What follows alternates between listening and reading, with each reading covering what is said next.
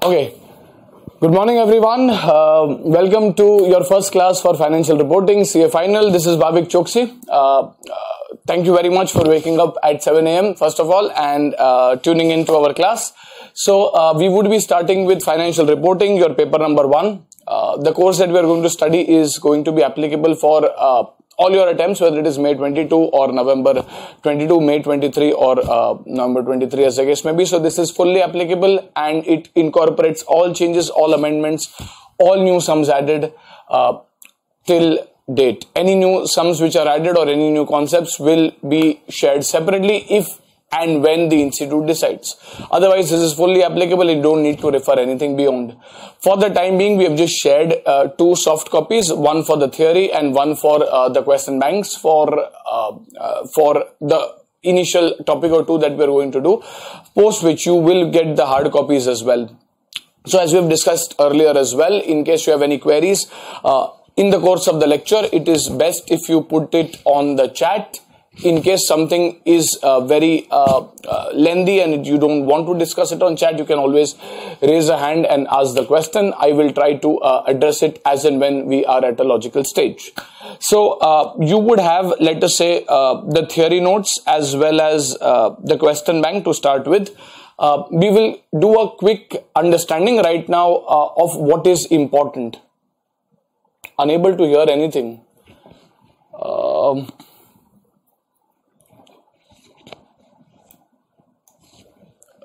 Is the audio clear to students? Just pardon me for the first. Yes, okay. Fair.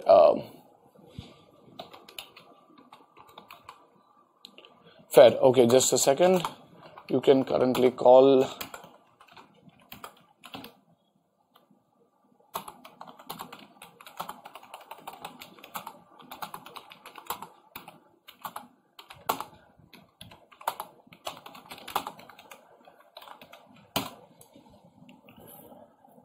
If video is getting stuck, it has to be an internet issue, because if your internet connection is not stable, it is going to get stuck. There's nothing at our end. The internet speed is really fair. So if the video is getting stuck, you'll have to get better internet connection or a stable internet connection.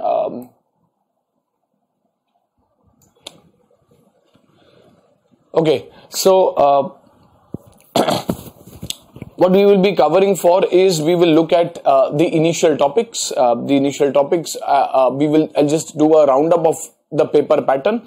So question number 1 of your paper, obviously your paper is a 100-mark paper. Your question number 1 comes in as a compulsory question. It's a standard paper pattern across all the 8 papers, or at least all the 7 papers excluding the elective paper. So paper number 1, question 1 comes in as your compulsory question. Typically this is for 20 marks. This is for 20 marks. Between question 2 and question 6, you will have to attempt any 4. So these would be out of, you will have 1 question as a choice. You will have to attempt any 4. So your total weightage would be 20 into 4 over here, and hence another 80 marks. So out of the 120 marks paper, you will have to attempt 100 marks. You'll get 1 choice. Having said that, your course is way too wide. Among all the 8 papers, I can say with a great amount of confidence that this is one of the longest papers that you have in terms of your course coverage, predominantly because you are now going to study all the possible Ind ASs. It is not just कि inter CA में जो पढ़ा है उसके ऊपर पढ़ना है. Inter CA में आपने अकाउंटिंग स्टैंडर्ड्स पढ़ा है. You have done AS.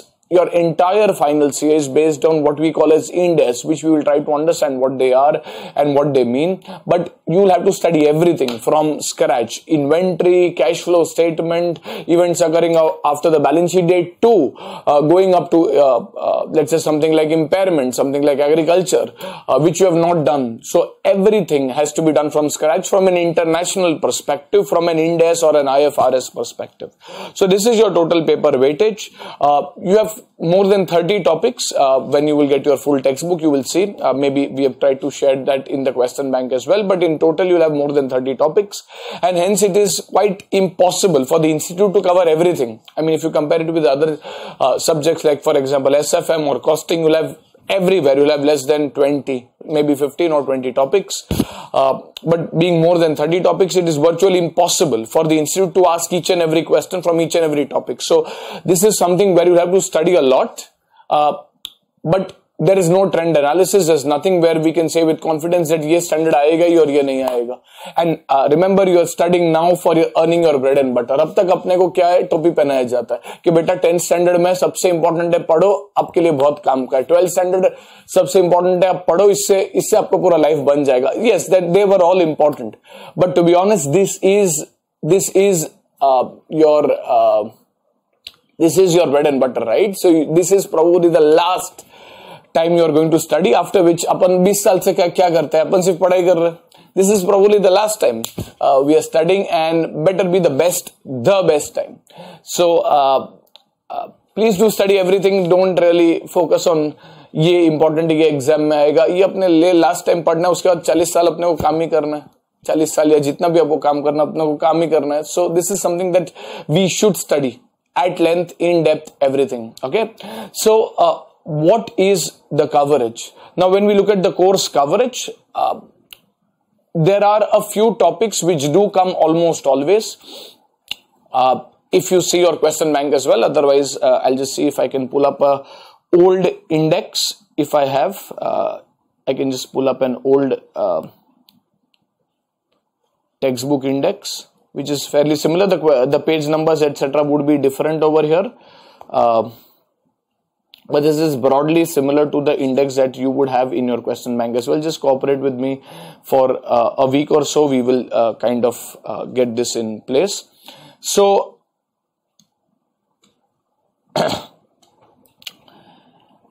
there is the chapter on consolidation of your subsidiary. Consolidation.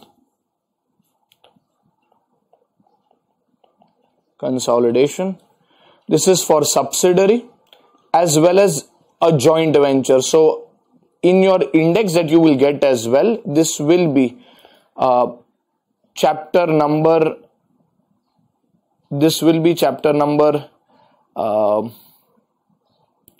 27 and 28. So these two topics put together, they will come for around 16 to 20 marks in your main paper. So consolidation of subsidiary and joint venture. So that is chapter number 27 and chapter number 28.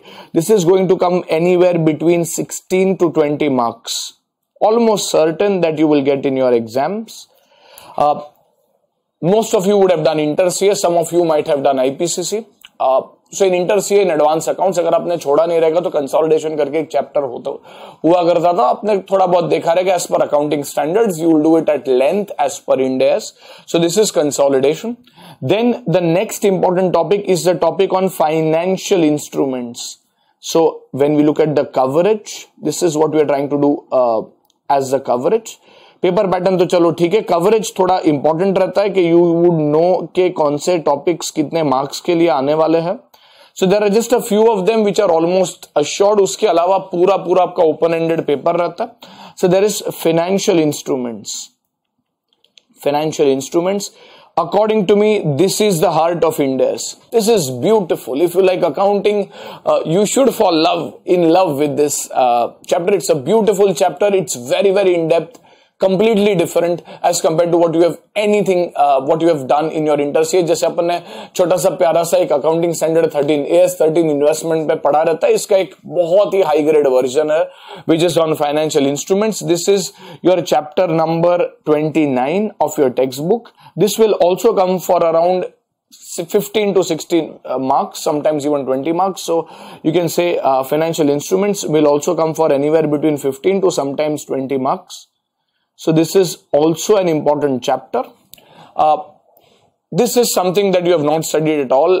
ये आपका पूरा नया चीज है Ind AS का. Then you have something called as business combinations. This is the bigger version or the Ind AS version of what you call as amalgamation and absorption, जो आपने inter CA में पढ़ा रहेगा. So there is business combination. This will come generally for around 10 to 15 marks. Almost each attempt this has come for around 10 to 15 marks. Then there is something called a share-based payment, which is another name for ESOP. So there is share-based payments. Share-based payments. ये सब topics आपके and में है index के. Like business combination is chapter number 26 and share based payment is chapter number 31. So this is just a second, chapter number, this is chapter number 29. This is chapter number 26. This is chapter number 31. This will come for around 6 to 8 marks. And now if I remove these 4 topics, all other topics. Now when I look at your total paper, we take it as 120 marks because हमें total coverage देखना है कि भैया 120 mark में on an average हर एक चीज कितना आता है. So all other topics. So these are generally Ind ASs only. So unlike your inter CA where you had branch accounts, department accounts, hire purchase, etc., you have no other topics. जैसे आपको accounting standards होते थे, in advanced accounts you had accounting standards, in accounting paper 1 also had accounting standards, and you had few other topics. Your final CA is entirely, if you remove these 4 topics which are also slightly based on accounting standards or Ind AS, only everything else is Ind AS. अपन बोले Ind AS क्या होता है अपन पढ़ेंगे in just a few minutes from now, we'll study that, but everything else is all other Ind ASs. All other Ind AS. Your entire index is based on all other Ind AS, and if you kind of total up, this is 16 and around 31, 41 and 6, so that's around 47 odd marks or around 50 marks on the lower side, or 20 and 20 40, 40 and 15 55, 55 and 8 around 63. So if you see, these 4 topics will account for at least half of your paper. So around 50 to 60 marks if you go to see are going to come from these 4 topics, and the remaining half of the paper is going to come from the remaining all the other topics. So over here this will come for around 50 to 60 marks, and all other Ind ASs will come for the remaining, let's say 50 to 60 marks. 100 to 120 marks का अगर अपन total count करें, so this will come for the remaining weightage.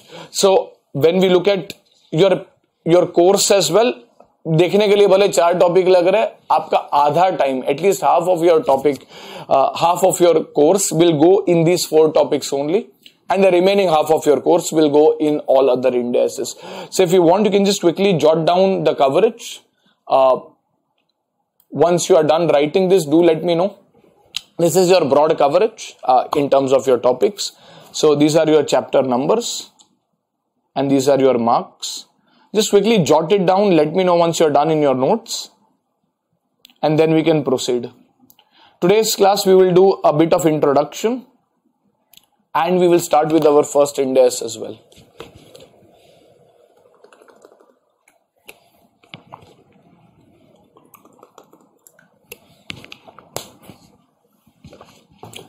Okay, excellent. So I guess most of you are done. Okay, fair. So perfect. Okay, great.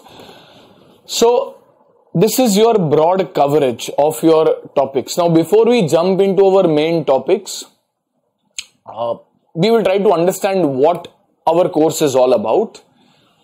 Well, our entire course, your entire course is about Ind AS. So if you look at your index, all that you will see from chapter 1, Ind AS 1, Ind AS 2, Ind AS 7, Ind AS 8, Ind AS 10, आपको सभी जगह end S ही दिखेगा, at least for the first 25 topics. You will see all other जो अपन ने बोला था end S.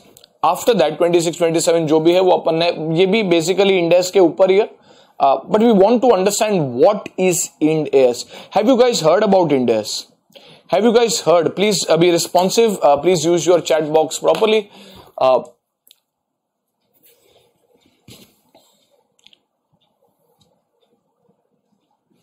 Yes, we have heard about Ind AS.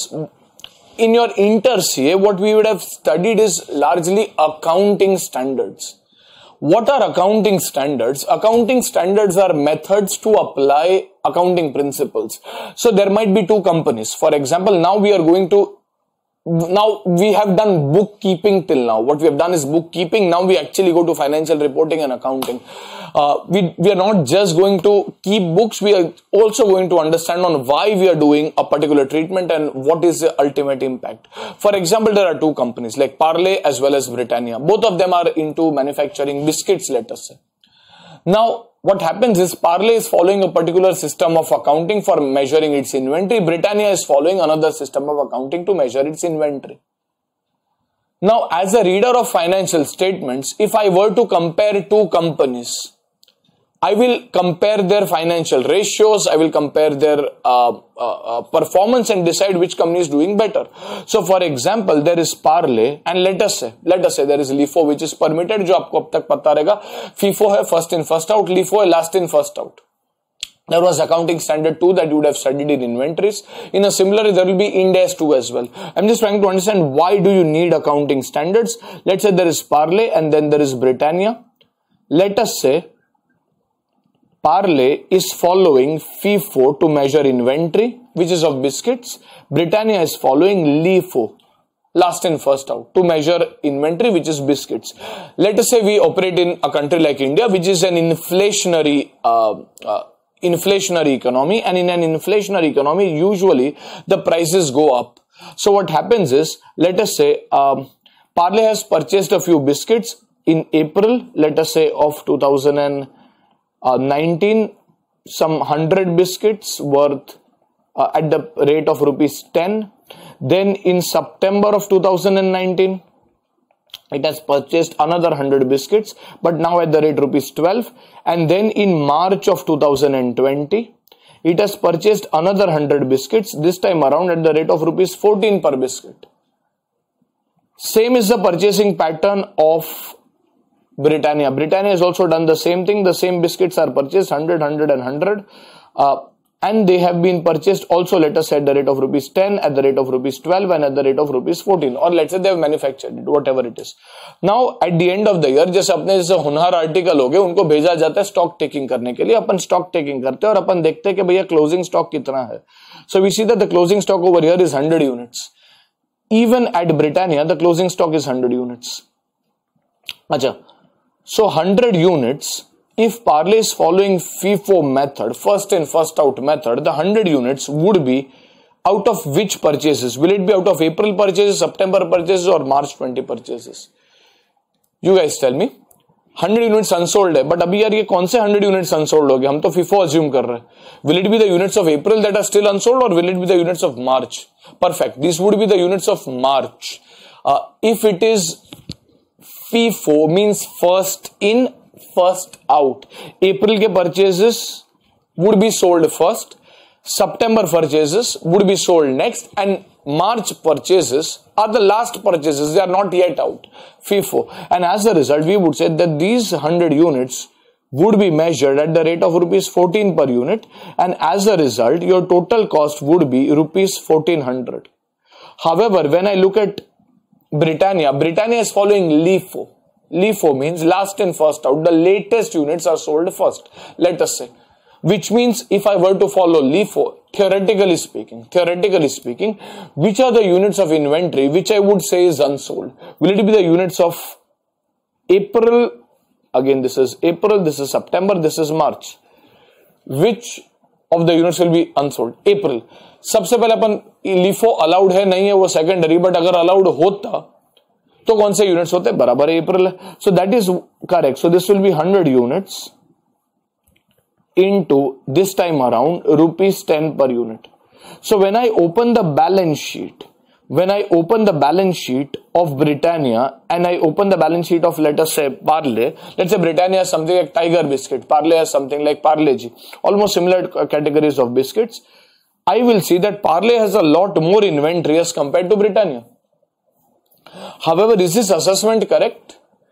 I would say that Parle's inventory is a lot more valuable than Britannia's inventory. Is that assessment on the face of it correct, or it's not as appropriate? No, it is not as appropriate. They have the similar units of inventory, just that they follow different accounting principles. And as a result, if I'm an investor and I'm deciding to invest between two companies, जैसे आपको कोई company select करता है तो आपका क्या देखता है? आपका स्कोर कार्ड देखता है, आपका रेज्यूमे देखता है, आपका अब तक का परफॉर्मेंस देखा जाता है. How much marks have you scored? Which college are you from? This is what is seen while you are recruited in a company, among other things. In a similar way, while you are investing in a company, among other things, what you want to look at is the company's performance. And जैसे आपका mark sheet होता है, आपका score card होता है, company का mark sheet और उसका स्कोर कार्ड होता है, उसका balance sheet and profit and loss account. And we want to ensure that two candidates have a similar comparable mark sheet so that I can compare and decide कि भैया कौन सा candidate more talented है. In a similar way, there has to be a way in which I would try to standardize to the best extent possible the company's balance sheets, the company's profit and loss account. There would be certain elements of differences, but there has to be certain boundaries that are drawn beyond which companies cannot go. They just cannot say कि अपने मन मर्जी के हिसाब से वो accounting करेंगे. And hence there are accounting standards which are in place. Accounting standards quite literally mean standards in accounting. You want to put standardization. You want to cut the discretion and put the standardization के भैया ये particular method ही possible रहेगा. Standardization is done in terms of accounting. That is accounting standards. So accounting standards अपने inter CA में भी पढ़े, hopefully अपने पढ़े, अपने छोड़े नहीं है. अभी वही चीज अपन अभी फाइनल सीए में जब भी आते हैं, we have something called as Ind AS. As you guys are mentioning, most of you are aware, and आप लोग काफी सारे जन तो आप लोग ने ऑडिट में अगर आप काम कर रहे हो, you might have done started working on Ind AS as well. So over here, why do we need accounting standards? Well, because different companies might follow different accounting treatments. Now LIFO is not permitted as per AS2. अपन जब भी accounting AS2 Ind AS2 में जाएंगे अपन देखेंगे क्यों LIFO permitted नहीं है, but LIFO is not permitted. FIFO is permitted, for example. So that kind of tries to bring standardization in accounting. So now Britannia cannot make its accounts as per LIFO for whatever reason. But a standardization has been prescribed. LIFO is not permitted in India, not permitted internationally in IFRS as well. So that kind of brings standardization. When I'm comparing as an investor two companies' balance sheets, I would see generally inventories calculated based on just one or two methods which are permitted, and hence it will be a little more easier for me to kind of make my decision on investing my money. Now, accounting standards were formulated by our beloved ICAI, which is an Indian body. Accounting Standards Board or ASB of ICAI formulated accounting standards. Now, let me ask you, are AS applicable to all companies? Do all companies have to follow accounting standards? What do you guys think? No. Are accounting standards applicable to all companies? Please be responsive. Yes or no? No? Most of you are answering no. So, there is something called as Ind AS. देखो काफी जनों ने काम किया रहेगा, काफी जनों ने नहीं किया रहेगा. अपन अज्यूम करते हैं, अपने कुछ नहीं, अपन ऐसा अज्यूम करते हैं, अब डमी कर रहे हो. So, I'm sure you are not, but we will explain from scratch, so don't really worry. But if you have done, tell me, is Ind AS applicable to all companies? Is Ind AS applicable to all companies? वहां पे भी अपन ना बोल रहे. अच्छा, अभी yes, no, अभी भी नहीं. Ind AS is not applicable to all companies now. It is still not applicable to all companies. अच्छा, I'll try to draw a parallel. I'll try to draw an analogy. पहले service tax and VAT हुआ करता था. There was service tax. There was something called as value added tax, VAT. and then there is GST. Acha, now predominantly for almost all products, there might be certain exceptions, but almost all products, is GST applicable? When I do income indirect tax, do we see VAT and service tax usually being applicable, or is it GST applicable everywhere? Kya lag raha hai? Is GST applicable for all products? Wherever eligible, is GST applicable? Yes. GST is applicable for almost all products. There might be certain exceptions, but almost all products GST is applicable.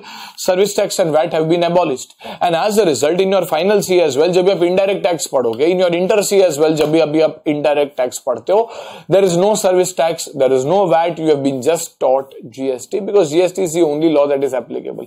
It is not कि भैया बड़ा company है तो GST follow करेगा, छोटा company है service tax follow करेगा. नहीं, हर एक कंपनी कितना भी छोटा या बड़ा है, अगर उसको थ्रेशोल्ड लिमिट 20 लाख या जो भी है वो क्रॉस होता है, they will have to follow GST only. They will not follow service tax, they will not follow VAT. GST will apply. Now this is the case of indirect taxes. Sir, इसका accounts के साथ क्या लेना देना? Well, in accounting there have been two separate paths that have been prescribed. There have been certain companies which have been told कि भैया तुम्हें Ind AS follow करना पड़ेगा. There have been certain companies which have been told तुम्हें AS follow करना पड़ेगा, accounting standards, and hence your syllabus of accounts is so bulky. Unlike your indirect taxes, where in inter CA also you study GST, and in final CA also you study the advanced version of that same GST, because to all companies it is GST which is applicable. However, when we look at India, as the current state prevails, and till the time, even if you give your exams in way up to 2025 at least, there are two parallel pathways that are going to happen. Certain companies will follow accounting standards, certain companies will follow Ind AS. Acha, Ind AS is slightly more complex. Accounting standards अपना देसी version है, अपने institute का देसी थोड़ा version है. Ind AS is a slightly more international type of a version. According to you, Ind AS is applicable to which companies? Do you think it is applicable to the larger companies or to the smaller companies? Ind AS is not applicable to all companies. As of now, we'll study कौन से companies को apply होना चाहिए. But as per your understanding, is it applicable to the larger ones or to the smaller ones? That's correct. It is applicable to the larger companies. Basically, the companies who can afford the big four or the big CA firms have been told to follow Ind AS. Companies which are small, which can afford smaller sole proprietors and smaller CA firms, are still following accounting standards. Because अब तक इतना man power, इतना staff force ready नहीं है कि सबको जितना Ind AS का नॉलेज होना चाहिए तो उतना रेडी नहीं है. The older chartered accountants still are very much conversant with AS, and it's very difficult to get as much Ind AS knowledge. इसके लिए आपके जैसे होनर चार्टर्ड अकाउंटेंट्स को तैयार किया जा रहा है. So as of now, the larger companies will follow Ind AS, the smaller ones will follow AS. Now, what is Ind AS and what was the need to bring Ind AS in the first place? Now, जैसे अपन एक financial investor है, वैसे अपन अपने को एक comparison draw करते हैं. We are just doing some basic introduction before we actually jump into the main course. So we just have to know some basic stuff. Let us say we are a tourist. अपने बोले बस यार बहुत हुआ, अभी corona virus 1-2 साल में हम वैक्सीन ले लेंगे, सब निकल जाएगा, अपने तब तक सीए बनी जाएंगे, फिर अपने घूमने निकलेंगे. If you have to travel, let us say international, late us से हमें इंटरनेशनल ट्रैवल करना है, या फिर आपके फ्रेंड्स ने या फिर आपके फैमिली ने आपने ऑलरेडी ट्रैवल किया रहेगा. Can you just give me some favorite international destinations that Indians love to travel? I'm not just going off context, but just to give you a comparison on why Ind AS is needed. Can you give me some favorite international destinations? USA, as I see the first fair, US, Dubai, okay. Anything else? Singapore, okay. Maldives, क्या बात है? London, okay. Fair enough. Dubai, चलो ठीक है. Turkey, Mauritius, London. So there's, I mean, you guys are answering this. We don't, थोड़े शौकीन लोग भी है, बैंकॉक वगैरह जाएंगे, थाईलैंड जाएंगे, अपना एजेंडा क्लियर है. So Switzerland, yes, there is a very clear movement of Indian tourists. I mean, you hardly saw. There are really beautiful countries as well, like Japan, like South Korea, maybe, I mean China is also, but अभी China का बात करना नहीं चाहिए, but there are quite a lot of other countries as well which are quite beautiful, but you rarely hear Indian tourists going over there because they would say कि यार boss क्या लिखा रहेगा उधर, क्या खाएंगे क्या पिएंगे, समझ में किधर आएगा. We don't understand the language. We don't.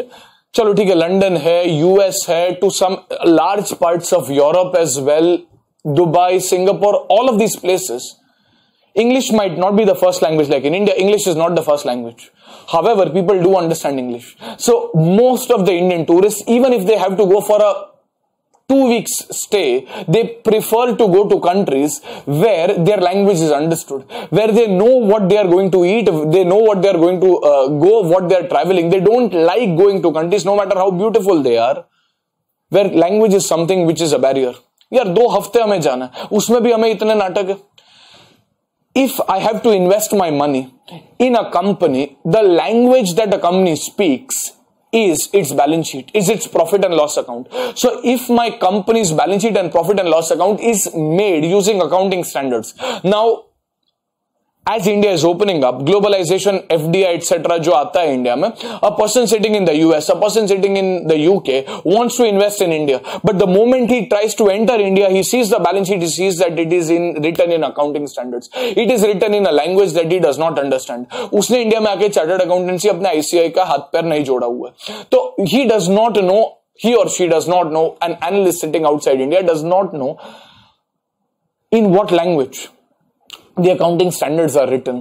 He has not studied accounting standards, so he is reluctant. He says कि यार कौन इतना टाइम इन्वेस्ट करेगा, हमें तो पता नहीं accounting standard क्या है, छोड़ो ना यार. We will look at some other country where an internationally accepted accounting standard framework is followed, and hence was the need for IFRS. International financial reporting standards are followed by close to 120 countries in the world, and India started seeing the pressure. A lot of जैसे अपन tourist है, वैसे FII होता है, foreign institutional investor, और FDI होता है, foreign direct investor. A lot of international tourists, a lot of international investors would kind of shy away. They would say नहीं यार, हमें इतना माथापच्ची करना नहीं है. We don't want to understand what is written in the balance sheet. We don't have as much time. There are certain other interesting opportunities in countries like Canada, in countries like Australia, New Zealand, everywhere. For example, IFRS is followed close to 120 countries. In fact, even if you are studying the US CFA में भी आपको US gap तो पढ़ाया ही जाता है, but US gap के साथ जैसे इंडिया में अपन अभी पढ़ाई कर रहे हैं, तो हमें अकाउंटिंग स्टैंडर्ड पढ़ाया गया, and inter CA, and now at final CA we have been taught Ind AS. In a similar way if you study CFA, आपको सीएफए में आप यूएस गैप तो पढ़ोगे ही, साथ में आईएफआरएस भी पढ़ोगे, because an international investor is expected to know IFRS, and अपना जो इंड एएस है इज बेसिकली आईएफआरएस, अपना वर्जन है is IFRS, and that was the need to get Ind AS in the first place. Otherwise अपन बोलेंगे क्या यार student का लाइफ, अपने को तो इंस्टीट्यूट को गाली देने का आदत है, तो अपन बोले क्या हमारा लाइफ खराब करके रखा, इतना अच्छा खासा हमने मुश्किल से एस पढ़ा, अभी हमें Ind AS पढ़ा है, जरूरत क्या है? जरूरत इसके लिए because we want to make our country open to the international community, and for that we need to speak in an international language, and accounting standards is not an international language because it is not spoken or it is not studied by global investors. However, IFRS, International Financial Reporting Standards, which is drafted by IASB, the International Accounting Standards Board, which is in UK, is studied by almost all international investors, and it is followed by 120 countries. So that ways it is something which is of international acceptance, and as a result, जब भी अपन देखते हैं, हमें जाना पड़ा IFRS के towards, so that we can welcome the international investors, and they are now a lot more open to investing, and hence the larger companies. जो आप लोग ने आंसर किया था कि भैया larger companies पे पहले हमें Ind AS अप्लाई करना है, बिकॉज यार हमारे बाजू में अगर इधर एक छोटा सा एक कंपनी है श्री महालक्ष्मी स्टोर्स करके, उसका एक छोटा सा दुकान है, उधर एक इंटरनेशनल इन्वेस्टर इन्वेस्ट करने नहीं आने वाला. So even if he or she is making his accounts in accounting standard, अपन बोलते कि चलेगा यार. International investors are usually going to invest in larger bigger companies, like for example Flipkart is there, Walmart ने investment किया, 80% stake taken by Walmart in Flipkart in international companies. अपने बाजू में एक श्री दुर्गा स्टोर्स है, it's a very successful and a flourishing store, however उसके अंदर कोई इंटरनेशनल इन्वेस्टर इमीडिएटली तो नहीं आने वाला है, एंड हेंस वी से कि चलो ठीक है यार, जैसा गाड़ी चलता है चलने दो, let there be enough talent pool of people who know Ind AS, and then we will even require them to follow Ind AS. So the institute has currently, the MCA, Ministry of Company Affairs, has currently told Ind AS to be complied by the larger entities only. कौन से larger entities अपन study करेंगे?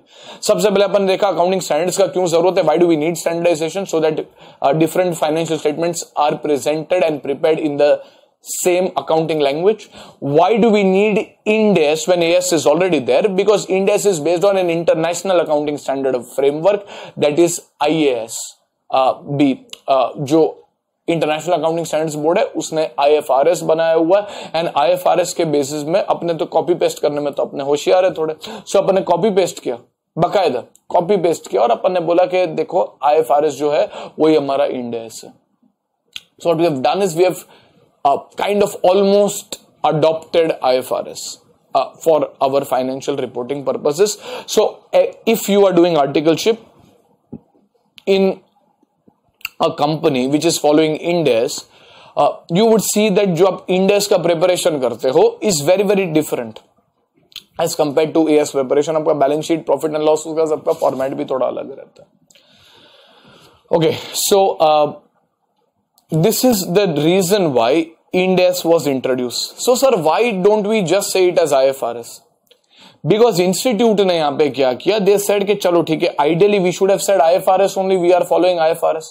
However, IFRS is written by IASB, which is a developed country board. It's IASB, it's based in UK, it's a developed country board, and hence there are certain problems which are there in India, which is kind of an emerging or a developing country, which are not understood as well by a developed country board, and hence we said कि यार हमें थोड़े जगह पे, हमें तुम्हारे IFRS में problem नहीं है, जैसे between accounting standards and between AS and IFRS there are more than 400 places where the treatments differ, more than 400 places where treatments differ. Whereas हमने क्या किया, हमने बोला कि देखो हम Ind AS फॉलो कर रहे हैं, हम कॉपी पेस्ट IFRS कर रहे हैं, however there are around 14 places, exactly 14 places where our treatment will differ from the IFRS treatment. We don't accept the IFRS treatment because of special circumstances जो अपने हमारे कंट्री में जो prevalent है उसके हिसाब से हमें ठीक नहीं लग रहा है वो. For example, just say, I mean, just a couple of examples I will discuss. We'll do it as and when we do each and every Ind AS.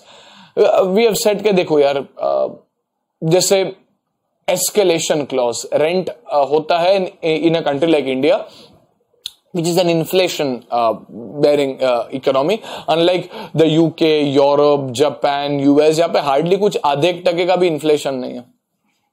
Escalation अभी किधर आप आधे टके का थोड़ी ना escalation clause रखोगे. However, in India, inflation is a reality. Inflation is something which is there in almost every agreement, every rent agreement, and hence inflation is something which is not as well tackled by IFRS because you don't have as many escalation clause. Escalation clause means rent आपका first year में 100 होगा, उसके बाद 110 होगा, उसके बाद 120 होगा. That is escalation in rent.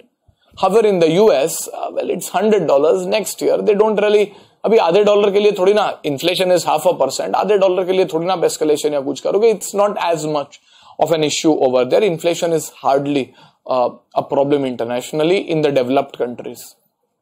Inflation is not as well handled over there, so हमें इन्फ्लेशन के लिए थोड़े क्लॉजेस डालने पड़े. And hence there is a carve out. Carve out means there is something which is an entire sculpture which is carved, but उसमें से एक part है जो हमें पसंद नहीं है, so we remove that part and we carve in our own part. और जैसे आपने इंटर सीए में you might have studied amalgamation. In amalgamation you usually compare PC, purchase consideration, and you compare it with net assets. Net assets, ये दोनों के बीच में difference आता है. आपको कुछ याद है क्या, ये डिफरेंस किधर जाता है? If let us say PC is 100, purchase consideration you have paid to acquire business 100 rupees, net assets that is assets minus liabilities is 80. ये दोनों के बीच में डिफरेंस आता है 20. किधर जाता है? Very nice, it goes to goodwill. In certain cases it will go to goodwill. चलो अच्छा, अपन ये पढ़ के टेंशन नहीं अगर आपने छोड़ दिया रहेगा तो. और it can happen that your purchase consideration is 100 but your net assets taken over are 120 rupees. तो ये -20 आएगा. तो इसको क्या हम नेगेटिव गुडविल बोलते हैं? क्या इसको हम नेगेटिव गुडविल बोलते हैं? No, we call it as a capital reserve. That is correct. We call this as a capital reserve. IFRS says that this should go in the profit and loss account. This should go as a profit and loss account. हमें वो treatment पसंद नहीं है. अब and they've mentioned it quite literally, not in so many words, but they've mentioned it कि नहीं यार ये तो profit on purchase है. Okay, why are we taking it to capital reserve? Generally, when you sell goods, you earn a profit. You take it in the P&L account. Even if you sell fixed assets. 100 का fix asset आपने 120 में बेचा, 20 रुपए का profit हुआ तो आपको 20 rupees you take it in the PNL account. Here why are you taking it into capital reserve? Can you tell me why are you taking it into capital reserve? Why are you not taking it into PNL account? Why are you taking it into capital reserve? Can you explain in brief the logic behind that? हमने सोचा है कि क्यों हम capital reserve में लेके जा रहे हैं. Capital profit, okay, that is one reason. It is a one time transaction, okay, so that is why not a recurring. It is treated to a purchase, that is right. Yes, it's not a recurring item, but to be honest sale of land is also not recurring. आपके पास land है, plot of land है, आप रोज रोज plot of land नहीं बेचते हो. आपने प्लॉट ऑफ लैंड बेचा, आपका किधर जाता है gain or loss? Do you remember? If you sell a plot of land, where does a gain or loss go? If I sell a plot of land, 100 रुपए का लैंड आपने 150 में बेचा, 50 रुपए का गेन है, आप किधर लेके जाते हो? आप जर्नल एंट्री मारते हो, bank account debit 150, to land 100, to profit and loss account, to gain on sale, profit and loss account के अंदर आप लेके जाते हो गेन. बट लैंड आप थोड़ी ना रोज रोज बेचते हो. It goes in the PNL account. When you look at, let us say अपन कौन बनेगा करोड़पति में जाता है, या फिर अपन वेल्ले बैठे अपन बोलते करता क्या है, लॉटरी का टिकट खरीदा, लॉटरी अपन ने भरा और अपने को लॉटरी विनिंग्स मिला, casual winnings, what we call in income tax. Lottery, if you win lottery is definitely not a recurring item. Where does lottery winnings go? Where does lottery winnings go? Lottery winnings goes in the profit and loss account. Yes, that's correct. Soumya as well as Jyotika, that's correct. The logic largely, yes, it is a one-time transaction. Very much appreciated. It is capital in nature, yes. But there are other items as well which are one-time, which are taken to the profit and loss account. However, all of these are realized profits. They are profits on sales. They have realized. This is a profit on purchase. Usually अपन कोई item purchase करते हैं, अपन profit recognise करते नहीं है, but यहाँ पे there are certain reasons we will study when we do business combination, जहां पे जब भी अपन खरीदेंगे तभी प्रॉफिट रिकॉग्नाइज करना पड़ता है. You are paying 100 for something which is worth 120, you are paying 20 less, but that is a profit on purchase, not a profit on sale. And the standard is afraid. The standard says नहीं यार, ये तो अपन ने purchase किया हुआ है, उसके ऊपर प्रॉफिट आ रहा है, इसको हम कैसे पीएनएल में लेके जा सकते हैं. IFRS for whatever reason, we will study that when we do business combination. IFRS says नहीं, इसको लेके जाओ पीएनएल में, कोई टेंशन नहीं. India has said very clearly that if you allow such a thing, this will give rise to artificial restructurings. अपने आप एक जुगाड़ करके एक टर्म होता है, जुगाड़, सेटिंग जो अपन बोलते हैं. काफी लोग करते हैं सेटिंग, अपने को नहीं करना चाहिए, बट काफी लोग करते हैं setting. So we say that if you allow all of these transactions to be taken into the profit and loss account, first of all it is a profit on purchase, we should take it into capital reserve. But if I blindly follow IFRS, this will go in the profit and loss account, and if it goes to profit and loss account, it will be a part of my distributable profit. It is a profit on purchase. How can it be a part of my distributable profits? People will try to structure. एक साल खराब जा रहा है, वो इधर उधर से किसी सेटिंग करेंगे, दो चार कंपनी को सिस्टर कंसर्न्स या किसी और कंपनी को खड़ा करेंगे, उसको सस्ते में बाय करेंगे on paper, and they will create profit when there is none. We don't want such a transaction, and hence there are 14 specific places where we have tried to say that these are the places where our treatment is going to differ from the IFRS treatment. And if you are an international investor who is Harvard educated, London Business School educated, आप सिर्फ ये 14 pages पढ़ लो, उतना तो पढ़ सकते हो. India में आप इन्वेस्ट करने आ रहे हो, आप 14 पेजेस पढ़ लो. हमने ऑफिशियली वो निकाल के रखे कार्व आउट बोल के. We have said that these are carve outs. आप वो 14 पेजेस पढ़ लो. ये 14 पेजेस में जो डिफरेंस है, that is the only point of difference between IFRS and Ind AS. If you study those 14 pages after studying IFRS, you know Indes, and hence अपन जो बोलते हैं कि भैया IFRS and Indes exactly same, there is absolutely no point of difference except for those 14 odd pages or of 14 points जहां पे IFRS and Indes differ करता है on items like inflation, on items like recording profit at the time of business combination. At each place we will study the rationale why IFRS did a particular thing and why Indes is differing separately. However, this is what is called as a carve out. Why do we call it as a carve out? It is because IFRS का जो पूरा sculpture carved है उसमें से हम एक part निकाल रहे हैं, हम बोल रहे हैं हमें ये पसंद नहीं है और हम हमारा ट्रीटमेंट इंट्रोड्यूस कर रहे हैं, and hence that is a carve out. So to the international community we say that you study your IFRS, come to invest in India, study these 14 separate pages and then look at the company's financial statements. You will exactly see an international financial statement, but we can't blindly follow IFRS, and hence the word Ind AS comes into existence. Otherwise we should have used the words IFRS or International Accounting Standards only, but we use the words Ind AS. That is our version of IFRS. Are we clear with this? Yes. Any doubts still here? Please feel free to ask. Any queries?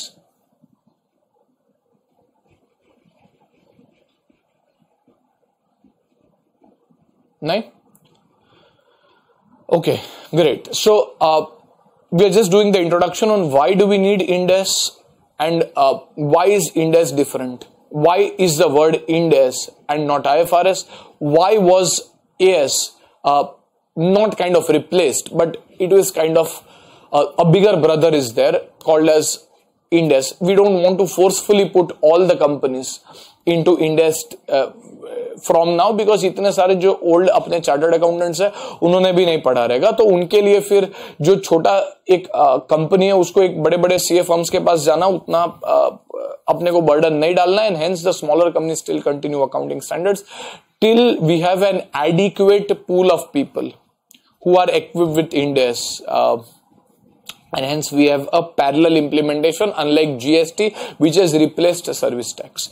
Here Ind AS has not replaced accounting standards, and hence अगर आप छोटे CA firm में काम कर रहे हो और आपके क्लाइंट्स लेटेस्ट एक पर्टिकुलर थ्रेशोल्ड के नीचे, तो आपने most of times accounting standards का ऑडिट किया रहेगा, and if you are working in a bigger firm where you have bigger clients you might have done Ind AS as well. Okay, so that is why both of them are possible, and hence institute teaches you accounting standards at inter CA, it will teach you Ind AS at final CA. Okay, fair. So अभी आगे निकलते हैं. Just one more thing before we actually go into this. If you see the numbers, no, जैसे accounting standard में बहुत अच्छे से number दिया था, AS 1, 2, 3, 4, 5, chronological, sequential. Here if you go to see, उल्टा सीधे नंबर्स आएंगे. Ind AS 1, Ind AS 2, Ind AS 7, 8, अरे 9 किधर गया, 10, 11 किधर गया, 12, डायरेक्ट 16 पे अपन कूद गए, then 19. You will see that the numbers are not kind of sequential. The reason for this is these numbers are exactly in line with the IAS, International Accounting Standards. जो अपन IFRS बोले थे ना, IAS, International Accounting Standards. Ind AS 1 is nothing but IAS 1. Ind AS 2 is nothing but IAS 2. तो अगर आप CFA पढ़ते हो या फिर आप अपना एक इलेक्टिव पेपर भी है, पेपर 6E करके, GFRS, Global Financial Reporting Standards, they are exactly the same. When you study CFA, you will study IAS 1. This is same as Ind AS 1. कोई भी difference नहीं. When you study IAS 7, that is International Accounting Standard 7, that is same as Ind AS 7, and hence in order to avoid confusion to the international people who have actually studied IAS 7 और India में आके जाके देखेंगे तो बोलेंगे कि भैया Ind AS 3 cash flow statement, AS 3 cash flow statement तो यार क्या है. We want to have the same numbering, and as a result ये जो numbering है वो exactly same as the International Accounting Standard numbering है. आप CFA पढ़ोगे या फिर USCPA पढ़ो या फिर ACCA पढ़ो या जो भी आप पढ़ो, you will see this exact same numbering. For example, IAS 21 on foreign exchange is the same as Ind AS 21. Are we clear with this? Yes. अच्छा, तो I'll just give you an overall background so that you know what you're studying. इसके बाद अपन जा रहे हैं, चलो अच्छा चल रहा है, आप स्क्रीन पे ही देख सकते हो, you don't need to refer any theory notes or anything for the timing. Ind AS 33, 34, 36, 38, अपन वेट कर रहे हैं, हाफ सेंचुरी अभी होगा अपना, हाफ सेंचुरी अभी होगा. Ind AS 40, 41, and then from 41 if you see, अपन ने ये डायरेक्टली जंप मारा, अपन सीधे 101 पे पहुंच गए. So we should ideally wonder कि यार बीच में के 60 स्टैंडर्ड्स किधर उड़ गए, बीच में कोई स्टैंडर्ड है ही नहीं, because internationally also, if you see internationally what has happened, IASB, the standards that it had standards that it has issued before 2001, somewhere close to where you were born, the standards that it has issued before 2001 are called as IAS. However, all the standards which have been issued after 2001 are called as IFRS. So this is just for your knowledge. This is just for your knowledge so that you know why everything is happening basically. We just don't want to mug up and remember treatments. We will study everything on why a particular thing happens. So the standards issued before 2001 were called as IAS, International Accounting Standards, whereas the standards issued after 2001 are called as IFRS, International Financial Reporting Standards. अभी इससे क्या होगा confusion? For example, there will be IAS 1, there is IAS 1 which is on presentation of financial statements, and then there is IFRS 1 which is first time adoption.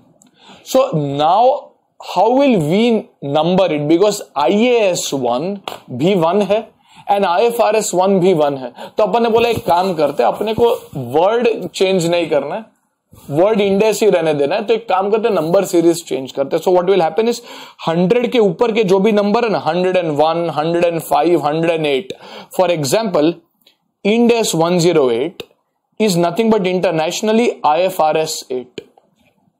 However, internationally there is also an IAS 8, International Accounting Standard 8, which is accounting policies, changes in errors and estimates.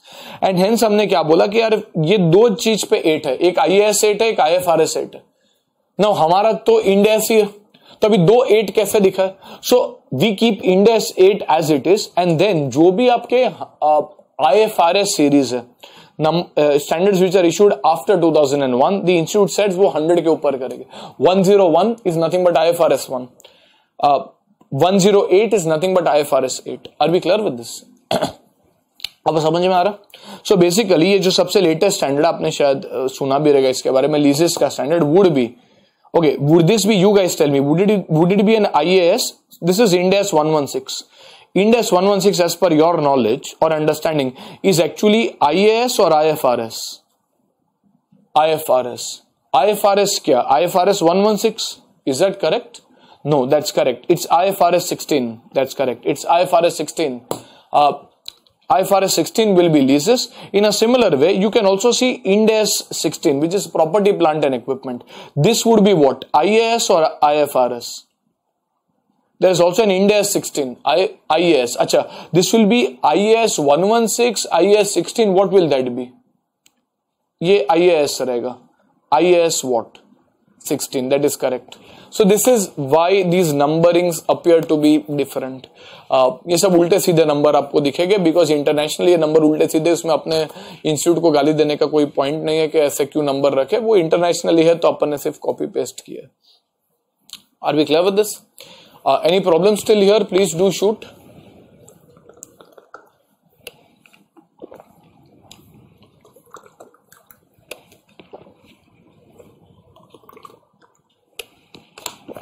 No? Okay, excellent. Fair. Now we go to the applicability. We are just going to the applicability कि ठीक है यार, Ind AS is applicable to whom? We just said that it is applicable to the larger companies. But यार कौन सा larger companies? We are saying that they are applicable to the larger companies. How do we define larger companies? So pay attention. इसका आपके theory notes रहेगा आपके पास. So you don't need to kind of copy this. If you want to make notes, you can do that parallelly. But इसके लिए आपको printed material मिलेगा. We have also shared a separate theory sheet as well. So pay attention on the concept. So this is given by Ministry of Company Affairs, MCA. What you are doing now at final CA is all company accounts. There is no partnership, there is no HUF, there is no sole proprietor. It is only company accounts, and hence MCA अपना माई बाप होता. And as per Companies Act, if you are aware, following accounting standards / Ind AS is mandatory for almost every company. So what does MCA say? MCA ने way back in the year 1516, there are 1516 it said that companies can voluntarily follow Ind AS. Voluntarily follow Ind AS. All of this is given to you in your notes. अपन सिर्फ अभी ध्यान दे सकते हैं. Voluntarily follow Ind AS. अच्छा, कि जिसको मन रहेगा वो independently from the year 15-16 onwards they can follow Ind AS. इसके पहले all companies were following accounting standards. From the year 15-16, just a second. Okay, no worries, just a second. Okay, is it visible now? Okay, from the year 15-16, all companies were given a choice that you want to voluntarily follow Ind AS, you can follow Ind AS. Okay, what do you guys think? अपने आप को पहचानते हैं. Do you think this would have been a very successful move? Do you think a lot of companies would have actually voluntarily gone and prepared their statements as per Ind AS? No, big failure. अपने को कोई भी चीज का choice दिया ना, अपने नहीं करेंगे. वैसा रहता है. अपने को चॉइस देना नहीं चाहिए. अपने को कोई चीज मैंडेटरी किया तो ही अपन करेंगे. अदरवाइज चॉइस दिया नहीं करेंगे. Even if it is good for us, for example helmet पहनने का, मास्क पहनने का, सीट बेल्ट पहनने का मैंडेटरी किया, अपन देखते कितनी बार लोग रहते हैं कि हाँ अभी इधर पुलिस आता है, चलो इधर सीट बेल्ट डालते हैं, हेलमेट डालता है, आपके अच्छे के लिए. बट नहीं, कोई चीज मैंडेटरी है तो ही अपन करते हैं. Voluntarily it's not very successful, and hence the MCA saw that your barely handful of companies actually even tried to prepare as per Ind AS. It was a big failure, and then we realized कि यार अगर हमें actually internationally जाना है तो लोगों को option देने का कोई scope नहीं है. We'll have to make it mandatory. Yes, we'll make it mandatory for the bigger ones, but we'll have to make it mandatory, and hence we saw that the year 15-16 was a big failure, and hence from the year 16-17 there came the mandatory applicability. So over here from the year 16-17 Ind AS becomes mandatorily applicable in phases. So this is mandatory application. Ind AS becomes mandatorily applicable to which companies? Well, to companies which are listed or are in the process of listing, or companies which are unlisted as a case may be. Mandatorily applicability for companies which are listed. अच्छा, listed का meaning क्या होता है? They are listed on the stock exchanges. अभी तो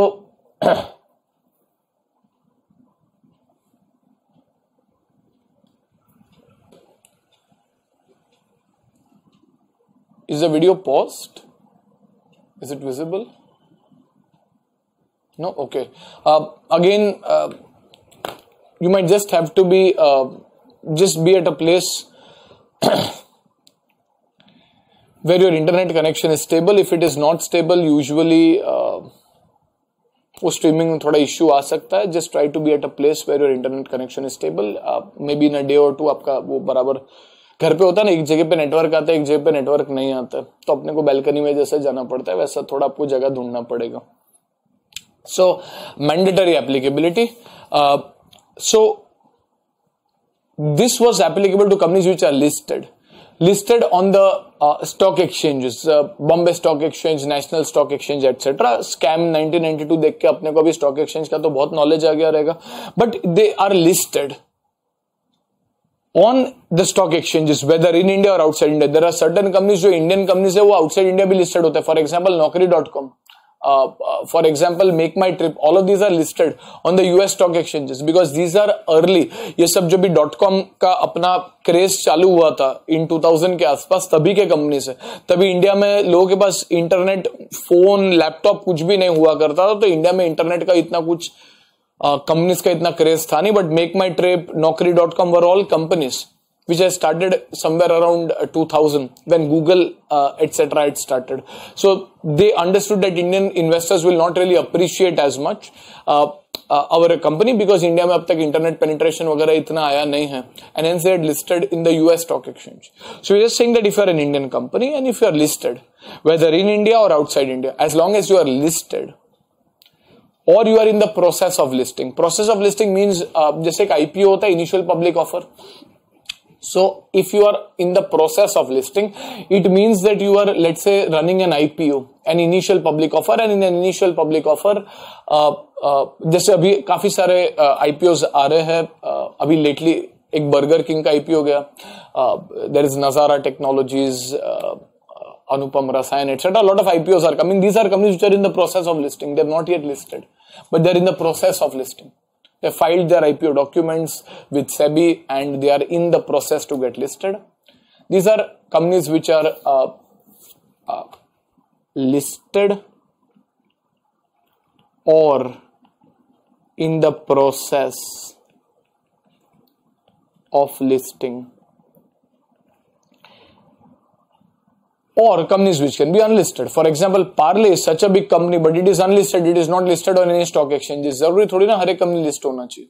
अच्छा, आपके हिसाब से इंडिया में ज्यादा कंपनीज कौन से? Are there more listed companies or are there more unlisted companies? What do you guys think?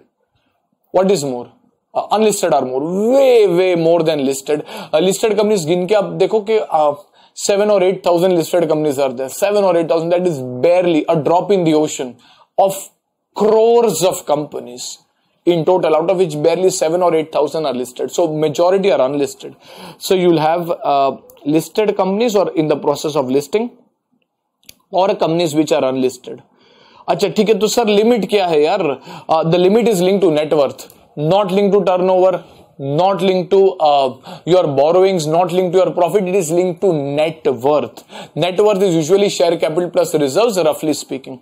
So this is linked to net worth as per the last audited balance sheet. So companies which are listed or are in the process of listing and having a net worth of greater than equal to, anyone is aware? I mean, ये आपने पढ़ा नहीं होगा, but शायद आपने practically देखा रहेगा. I just want to see that. Is anyone aware कि 16-17 में क्या limits थे for the net worth being greater than equal to? That is right, 500 crores. Very nice.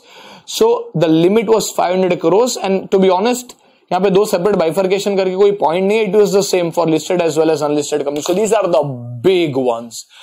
500 crores of net worth, not turnover, not profit, not borrowings, net worth. That is usually share capital plus your reserves.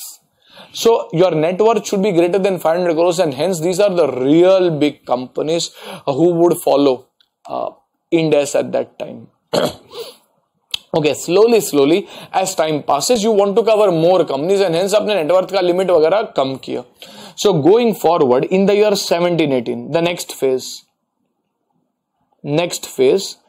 we are still under the mandatory applicability. Mandatory applicability. In the second phase, you were told that all listed companies, let me just put this with a different color pen so that I can emphasize this. All listed companies or all companies which are in the process of listing.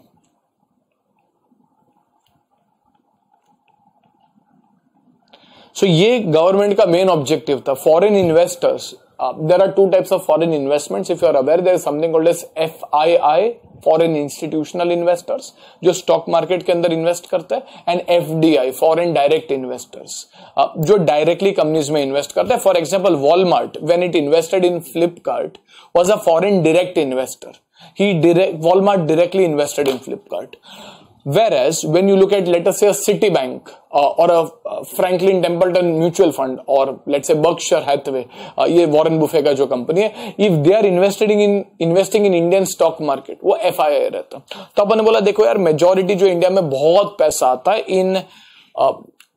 in stock market in India, foreign institutional investors. So let us first make all companies, all listed companies, irrespective of the net worth. From the year 17-18, all listed companies, irrespective of their net worth, let their net worth be 5 crores, does not really matter. Irrespective of their net worth, they have to follow Ind AS only. Nahi chalega accounting standards. So over here, the net worth limit becomes irrelevant. There is one small exception, we'll discuss that, but generally, all listed companies, irrespective of net worth, irrespective of the net worth, will have to follow Ind AS. मेरा 5 करोड़ का भी net worth होने दो, if I am listed, then I will have to follow Ind AS. Are we clear with this? यहाँ पे there is one small exception that this applies to all companies except those which are listed on the SME stock exchange. वो इतना important नहीं है, to be honest. Just for your knowledge, when you look at the Bombay Stock Exchange, for example, one is the main platform, where you see all of these big companies, Reliance, L&T, HDFC Bank, ICICI Bank, all of these are listed on the main BSE platform. And then there is an SME platform, small and medium enterprises का BSE का एक separate platform है. You would have never heard about any of these companies which are on the SME platform unless you're doing some articleship of one of the companies who is listed on the SME platform. Almost all companies that you hear about are on the main platform. So they have said that चलो SME platform के छोटे companies थे उनको apply नहीं करेंगे. This applies to all companies except those listed on SME platform. ये कोई important चीज नहीं है, वो सिर्फ आपको knowledge के लिए आपके कि भाई SME platform के covered नहीं होते. On SME platform, there's a separate SME platform, but almost every company that you have heard about would be listed on the main platform only.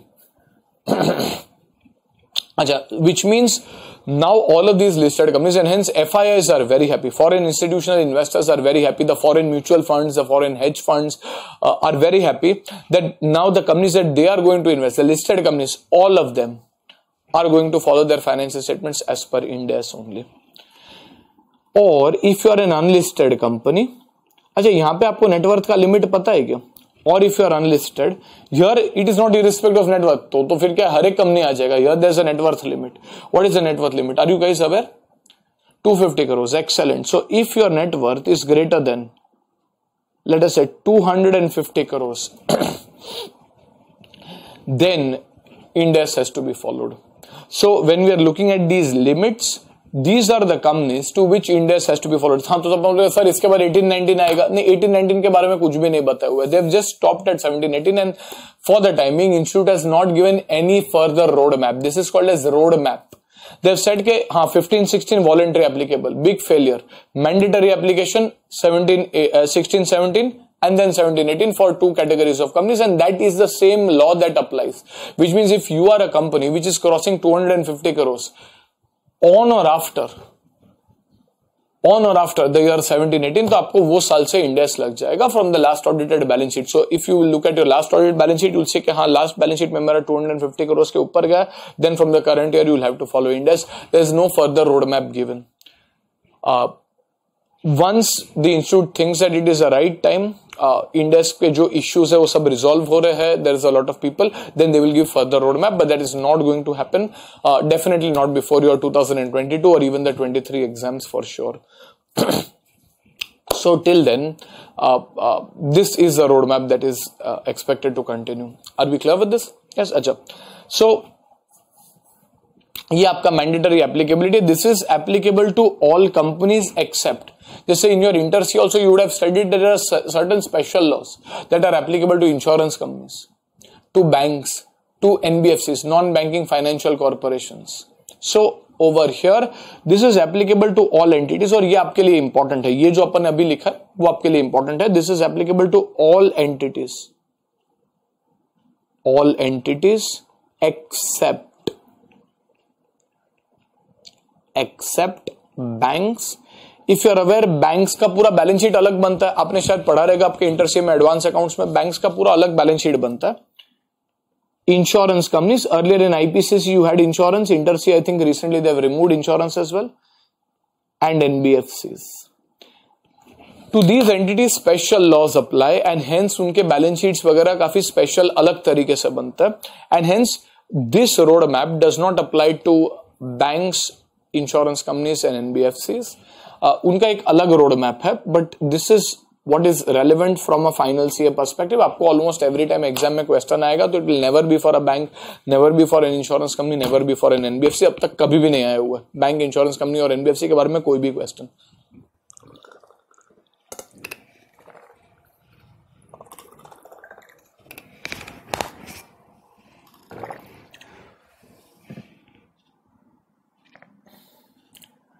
Okay, so to banks के लिए भी Ind AS is the base.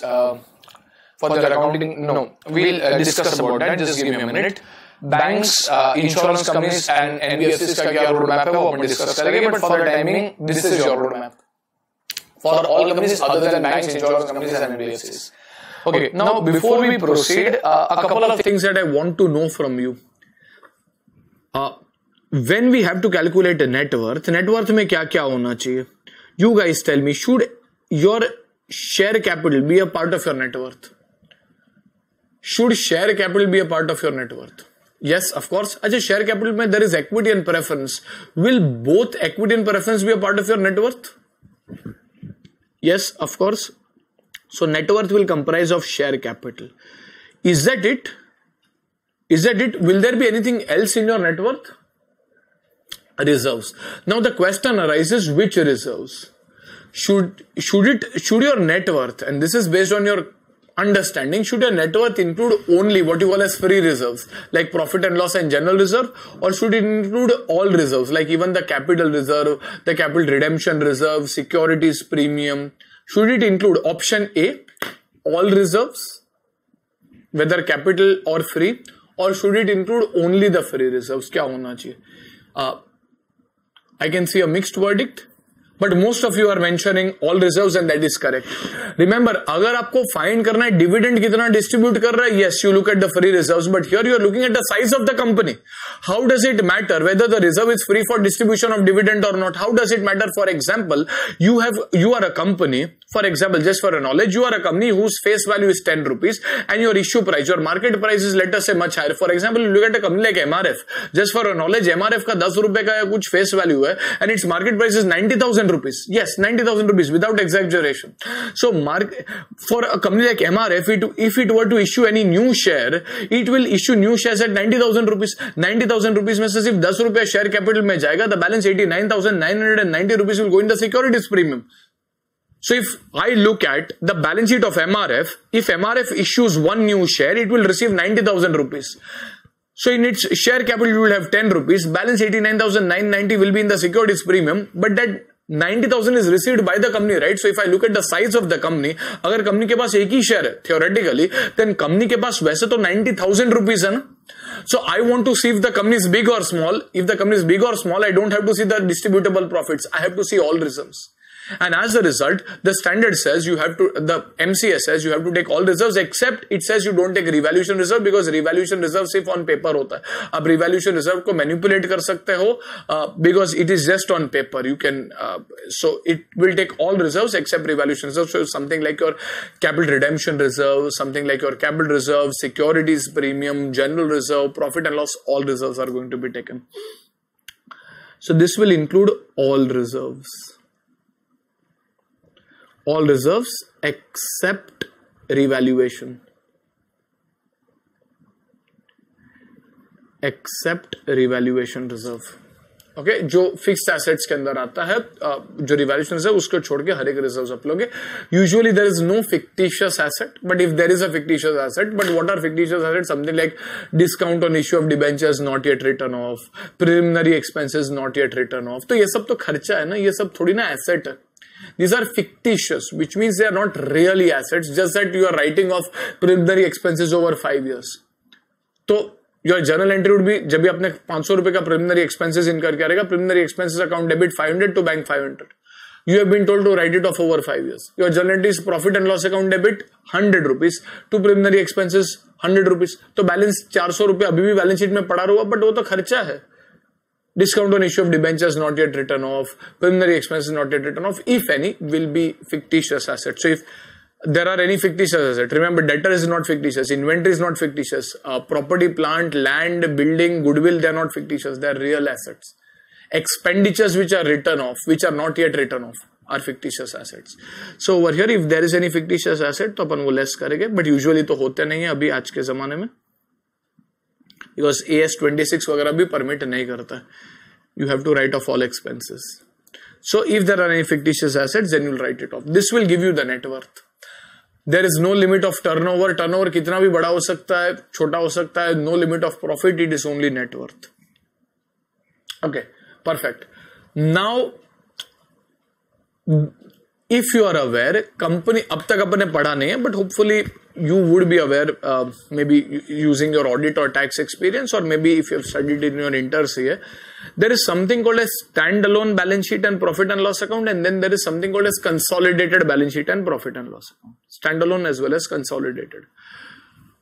अभी आपके knowledge के हिसाब से, आपने तो अब तक पढ़ा नहीं है, you can write short forms and you don't need to write full number. I can kind of make it from your chat. S for standalone, C for consolidated.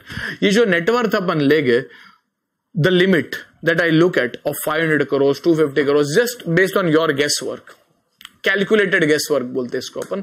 Should this be a consolidated net worth or standalone net worth? Should be consolidated और standalone? Yes, most of you I can see standalone, and that is correct. You will take the standalone net worth only, not the consolidated ones. You will take the standalone net worth only, not the consolidated net worth. What is the logic behind this? Well, the logic तो इसमें कैसा कुछ खास है नहीं, वो तो companies MCA ने इसको prescribe किया, तो we have to take standalone. The general logic behind this is usually, what is consolidated? Consolidated means the parent company along with its subsidiaries. This is called as consolidated, both of them together, parent and subsidiary together. जैसे Reliance Industries Limited is a separate company, Reliance Jio Limited is a separate company. So when I look at standalone balance sheet, it will show only Reliance Industries Limited. But when I look at consolidated balance sheet, it will be Reliance Industries and Reliance Jio both together, for example. Now, whenever a law is prescribed, and remember this is a law, whenever a law is prescribed, it is easier to prescribe a law on a standalone level, not on a consolidated level. Sir, why? Because अगर कोई regulator है, like income tax है, like Ministry of Company Affairs है, वो आपका गला पकड़ेगा, तो it will catch hold of you. For example, PAN number. Income tax gives you a PAN number. PAN number is separate for every company. Holding and subsidiary do not have the same PAN number. They have different PAN number. कल उठ के कुछ भी होगा तो अपन एक सीधा एक particular PAN number को पकड़ सकते हैं. And for example, in companies you have something called as UCIN, if you are aware, Unique Corporate Identification Number. This is separate for each company. Holding will have a separate UCIN, subsidiary will have a separate UCIN. तो अपन बोलते हैं कि नहीं भाई, अगर हमें एक company को पकड़ना है तो हमें वो कंपनी का UCIN चाहिए, and UCIN is for a company, not for a company and subsidiary together. And hence almost every regulation that comes is always based on standalone limits only, not based on consolidated limits. So yes, long story short, this is based on the standalone net worth. Okay. Fair enough. Now when we look at these companies, जैसे अपन इसका comparison drop करते हैं, the law mentions, and it is even written very clearly, that if Ind AS is applicable to one company in your group, then the entire group will have to follow Ind AS. वो अपने corona virus जैसा ही है. अपने घर पे किसी एक जन को कोरोना वायरस हो गया, कोविड-19 हो गया, अपना पूरा घर ऑलमोस्ट एक लॉकडाउन क्वारंटीन में चले जाता है. The entire house has to be in quarantine. So your entire family is in quarantine. It is something like that. जैसे contagious होता है अपन मानते हैं corona virus. In a similar way, Ind AS भी कोरोना वायरस जैसा ये contagious होता है. So that way, if it is applicable to even one company in your group, sir, what do you mean by group? For example, Tata Steel Limited. Tata Steel Limited is a listed company. Tata Steel Limited is a listed company. If Tata Steel is listed, Tata Steel का अगर आप balance sheet खोल के देखोगे ना, there are more than 400 subsidiaries. 400 subsidiaries है Tata Steel के पास. अभी a lot of these subsidiaries might be less than 250 crores individually in their net worth. However, they are subsidiaries of Tata Steel Limited, and Tata Steel follows Ind AS, then all its 400 subsidiaries, irrespective of their net worth, irrespective of whether they are listed or unlisted. ये corona virus जैसा है, भैया हमें symptoms है या नहीं, हमको quarantine में जाना पड़ेगा. In a similar way, all of these companies in your group, and आपके फैमिली में किसको माना जाता है? जैसे आपके फैमिली में आपके पेरेंट्स, ग्रैंड पेरेंट्स, चिल्ड्रन तो अभी हो गए नहीं आपके, बट जैसे children etcetera are all a part of your family, brothers, sisters. In a similar way, company के फैमिली में कौन कौन आता है? Holding company, which is like your parent, subsidiary company, which is like your child, और even joint ventures and associates, brothers, sisters, cousins जैसे है, वो सभी आपके फैमिली के पार्ट हो जाते हैं. And hence the standard mentions that if there is a company to whom Ind AS becomes applicable, If there's a company to whom Ind AS becomes applicable, Ind AS will by default become applicable to the holding company, to its holding company, to its subsidiary companies, to its joint ventures, and to its associates. And इसके ये clause के वजह से बहुत companies को Ind AS लग जाता है, because it is applicable to its entire group, to its holding subsidiary like Tata Steel को अगर Ind AS लग जाता है, because maybe its net worth is more than 250 crores or even in respect of that it is listed, so Tata Steel को Ind AS लग जाता है, and hence all its subsidiaries, all its joint ventures, all its associates को Ind AS लग जाएगा. जैसे Tata steel तो नहीं है, बट यानी टाटा स्टील का तो नहीं, बट टाटा का फॉर एग्जांपल स्टारबक्स के साथ एक joint venture. Now Tata Starbucks is not listed, it might have a net worth of more than 250 crore, तो बाय डिफॉल्ट उसको Ind AS लग जाएगा. But let us assume it does not have a net worth of more than 250 crores. It has as a matter of fact, but let us say theoretically it does not. In which case, if it is a joint venture with Tata and Tata का जो company है, जो joint venture partner है, उसको Ind AS लग जाएगा, तो Tata Starbucks को भी by default लग जाएगा. Are we getting this? So if there is a company to which Ind AS becomes applicable, it will apply to holding company, that is its parent, to its subsidiaries, to all of its joint ventures, to all of its associates. Are we clear with this? Now sir, why is it required? क्यों ये सब लोग को जबरदस्ती खींचा जा रहा है? ये आपको शायद अभी नहीं समझ में आएगा, थोड़े टाइम के बाद समझ में आएगा. However, there will be something called as consolidated financial statements. You will study that Companies Act mandatorily requires you to prepare standalone statements, that is for the company alone, Tata Steel alone, and consolidated financial statements, that is Tata Steel along with its subsidiaries, along with its joint ventures, along with its associates, etc. So when Tata Steel has to mandatorily prepare consolidated financial statements, it does not have a choice. It has to prepare as per Indian law as well as international law. It has to prepare CFS, consolidated financial statements, in which case if some of its subsidiaries have followed accounting standards, some of its subsidiaries have followed Ind AS, so it will be a complete mess. Tata Steel has to prepare its consolidated financial statements as per Ind AS only, and hence the law says कि आज नहीं तो कल मेरे को उसके हर एक subsidiary को Ind AS के statements बनाने ही पड़ेंगे, because when I do consolidation, how I do consolidation, we will study that when we do a chapter on that. But when I do consolidation, I will have to join all of these companies, and if I have to join all of these companies, I will need to join them by making uniform accounting policies as per uniform Ind AS. I cannot have a consolidated balance sheet जिसमें आधा number AS से आ रहा है, आधा number Ind AS से आ रहा है, नहीं. And as a result, we have said that all companies which are within your group, which will get consolidated with you, उनको Ind AS लग जाएगा, because ultimately you will have to prepare consolidated financial statements, and hence it is better that उनको भी आप individually उनके standalone आप बोलो कि भाई तुम you prepare as per Ind AS only. Okay, fair. Sir, if a company which uses Ind AS takes over a company during the year, then even that company has to apply Ind AS? Yes, of course, it will also have to apply Ind AS. The subsidiary company will also be covered under Ind AS from that year onwards.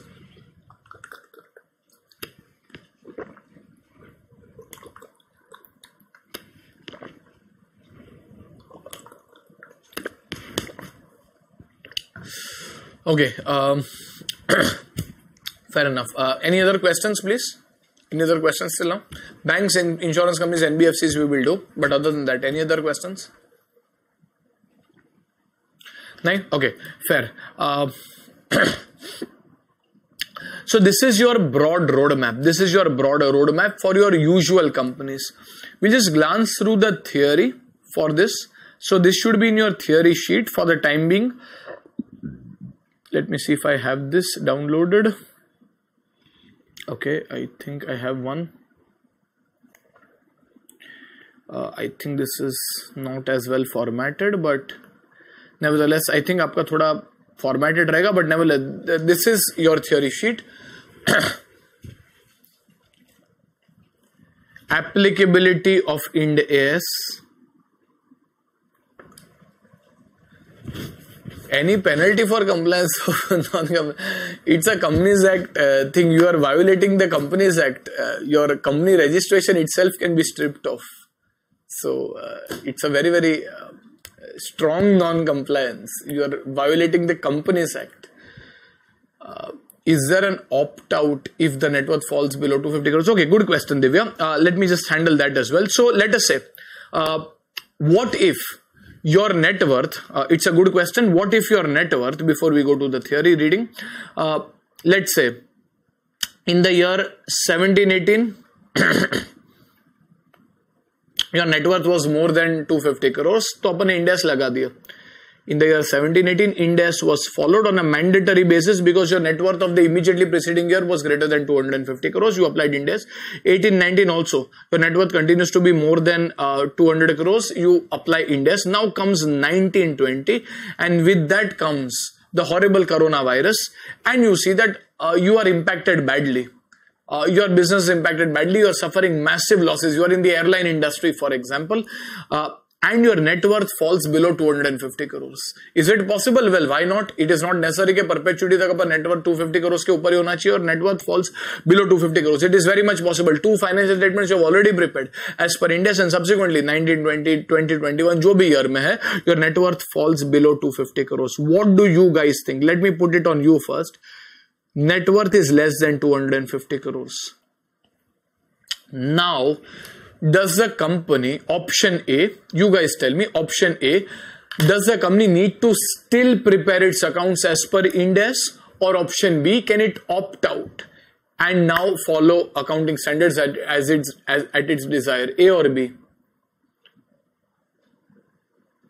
Your overwhelming majority is option A, and that is correct. Ind AS एक बार आपको चिपक गया, whether on a voluntary basis or on a mandatory basis. Once you prepare one financial statement as per Ind AS, you will have to prepare all subsequent financial statements as per Ind AS only. You can never go back to the accounting standard framework. This is not just relevant for let us say mandatory applicability, ये voluntary में भी हो सकता है. जैसे जोश में आपने बोला कि नहीं इंड एस योर, अब तो छोटू से कंपनी थे, your net worth was way lower than 250 crore, your net worth was barely 10-15 crore, but आप रहे चार्टर्ड अकाउंटेंट, आपने जोश में बोला कि we are going to prepare our accounts as पर द लेटेस्ट इमर्जिंग ट्रेंड्स, और आपने 17-18 में for example on a voluntary basis you said can end S, was end S applicable to you? No, but आपको voluntarily index apply करना था. Can voluntary can a company voluntarily apply Ind AS? Yes it can. अपने दरवाजे खुले, you are doing better reporting, तो institute MCA is happy. जबरदस्ती नहीं है, बट आपने वॉलंटरी अप्लाई करना. आपने 17-18 में इंडेक्स वॉलंटरी अप्लाई किया, आप इतने परेशान हो गए. You did in 1 year, you said नहीं भाई हमसे ना हो पाई. इन द ईयर 18-19 और 19-20 यू से आई डोंट वांट इंडेक्स. हमने तो वॉलंटरी अप्लाई किया था. You can not go back. Whether you have decided to apply Ind AS on a voluntary basis or on a mandatory basis, if you prepare one financial statement as per Ind AS, all subsequent financial statements have to be prepared as per Ind AS only. You do not have a choice in this regard. Are you getting this? So if one financial statement is prepared as per Ind AS, all subsequent financial statements have to be prepared as per Ind AS only. And even if your net worth falls below 250 crores, or you had applied it voluntarily and you don't want to apply it anymore, that choice is not available. It is very clearly written in the law.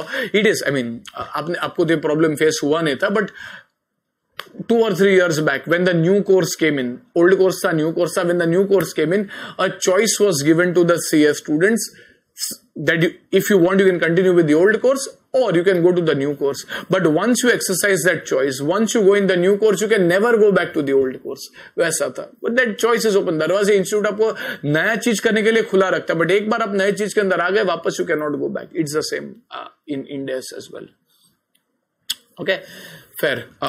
Just a second. Let me see if I can download the file that you have. The file that I have is a slightly older one.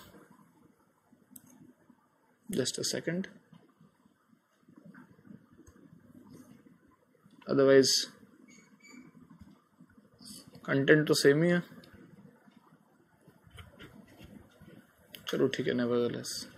Just a second.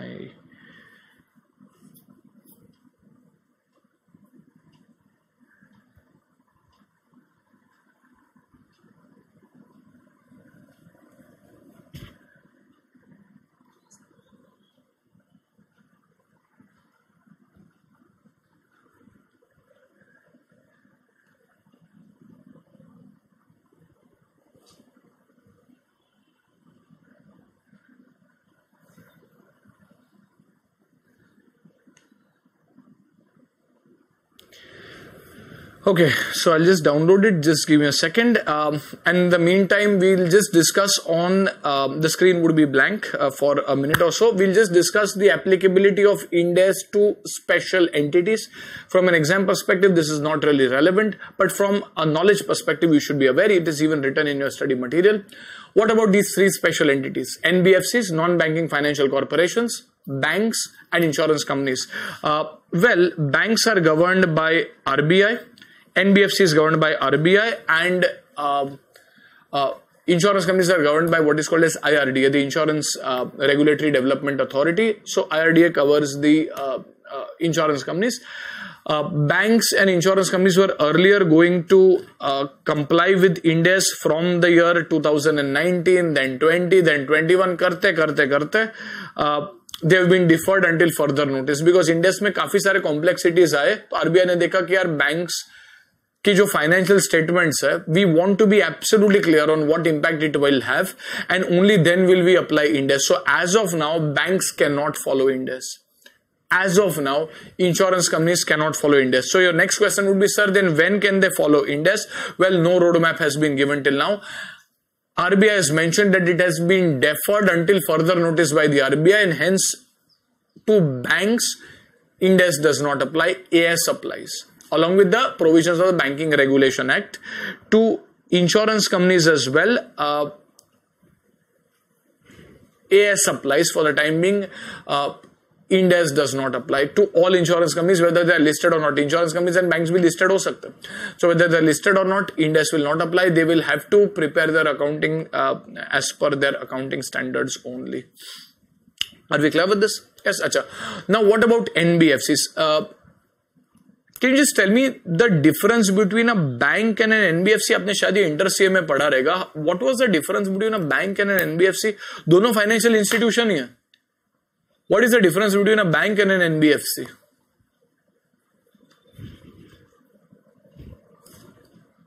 In brief, अच्छा, okay, let me ask you.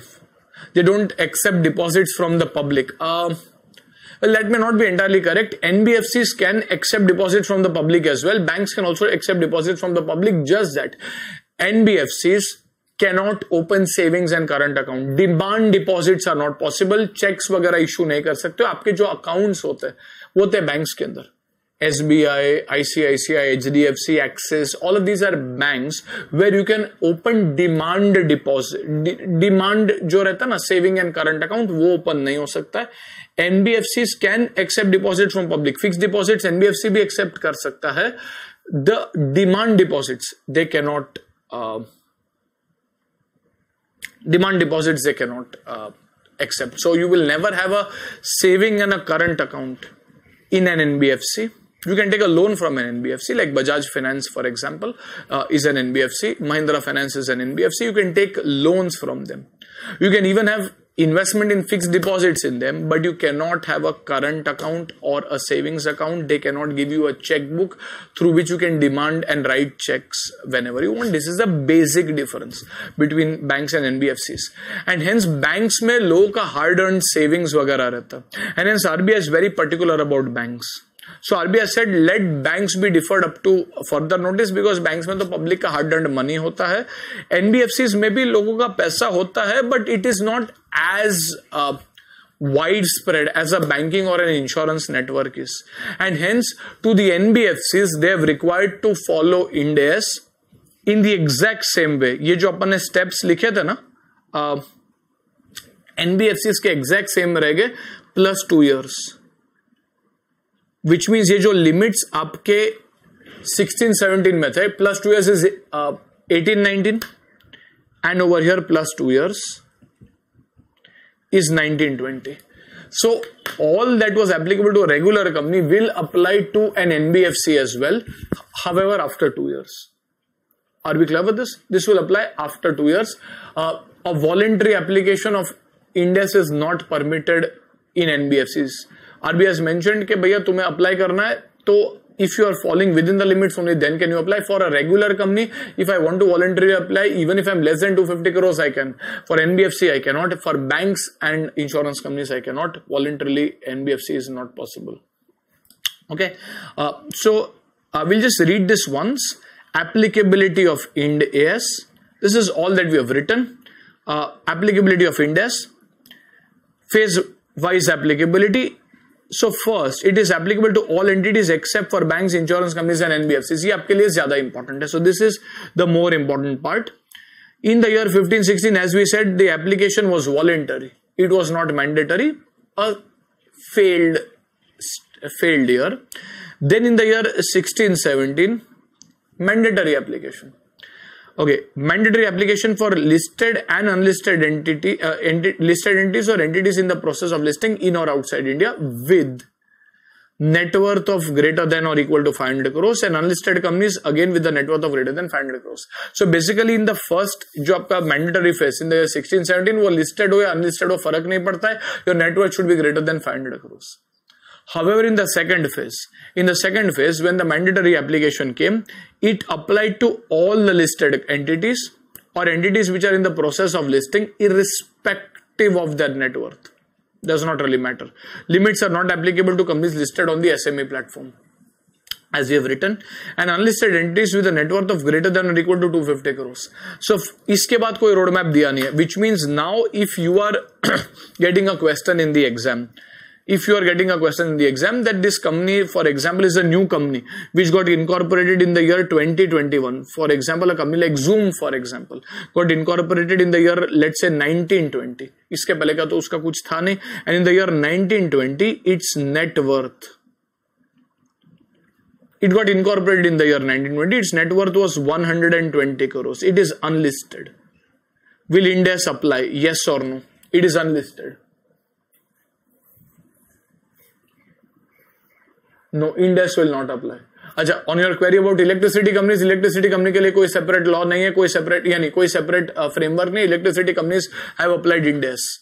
It is only for banks, insurance companies, nothing for electricity companies. So Ind AS is not applicable. Okay. Now that same company in the year 2021, net worth as on 31st March 2021, let's say at the end of the year, this is as on 31st March 20, becomes 260 crores.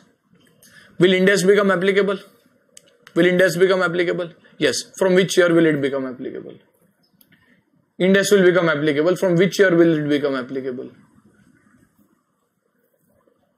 From the year 2021 or 21-22? That is right. It will become applicable from the year 21-22. Remember, you look at the net worth limit as per the last audited balance sheet. अभी net worth आपको 31 मार्च 2021 को तो last day पे पता चलेगा कि आपका 260 करोड़ का नेटवर्थ है, तो पूरे साल का अकाउंट थोड़ी ना वापस रिस्टेट करने जाओगे. Your accountant must have pass journal entries and hence from the year 21-22. So Ind AS will apply. Ind AS applies from 21-22. Ind AS will become applicable from 21-22. So now your limit for each of the year that you have to see is 250 crores. ऐसा नहीं कि you have to see the net worth only at the year 17-18. There might be companies which might not have been there in 17-18, or the limits might be less than 250 crores in 17-18. A company like Zoom, for example, hardly anyone would have heard about the company, and now you see it's one of the most popular video conferencing apps across the globe. So uska net worth has skyrocketed. Now, in which case, it will be, I mean, just Zoom to Indian company hai hi nahi, usse aapko samjhane ke if it was an Indian company, then net worth limit has been crossed in the year 2021. So 21-22 say Ind AS will become applicable from, we look at the last audited balance sheet. Are we getting this?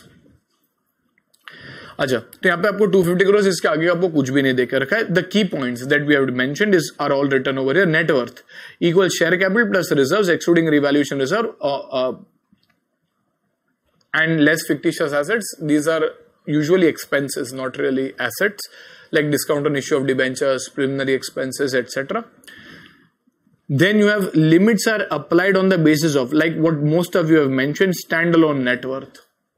A general rule, usually when a regulator, a law mentions something, they generally mention based on standalone only, because PAN number standalone, unique corporate identification number standalone, GSTIN number standalone, ये सब standalone पे ही होता है. and not consolidate as on the last audited balance sheet, जैसा अपन ने अभी just discuss किया. Ind AS can be applied either voluntarily or mandatorily. However, if an entity prepares its financial statements as per Ind AS in one of the years, it is required to prepare all future financial statements as per Ind AS only. This was what we had discussed in response to one question by a student as well कि भैया एक बार आपको Ind AS आ गया फिर आप opt out कर सकते हो, कभी भी नहीं, not permitted. Once under Ind AS, always under Ind AS. If Ind AS becomes applicable to one of the entities in the group, ये अपन ने जो कोरोना वायरस जैसा बोला था कि भैया पूरा फैमिली क्वारंटाइन हो जाता है, वैसा ही यहाँ पे हो जाएगा. It would become applicable to all other entities of the group as well. For example, subsidiaries, associates, joint ventures, etc. It will become applicable parents as well. It will become applicable to all other entities in the group. Companies which are not covered under the above roadmap, क्या करेंगे? हाँ sir, वो तो AS apply करते जाएंगे. ये जो हमारे, because see, companies have to prepare their accounts and get them audited each year.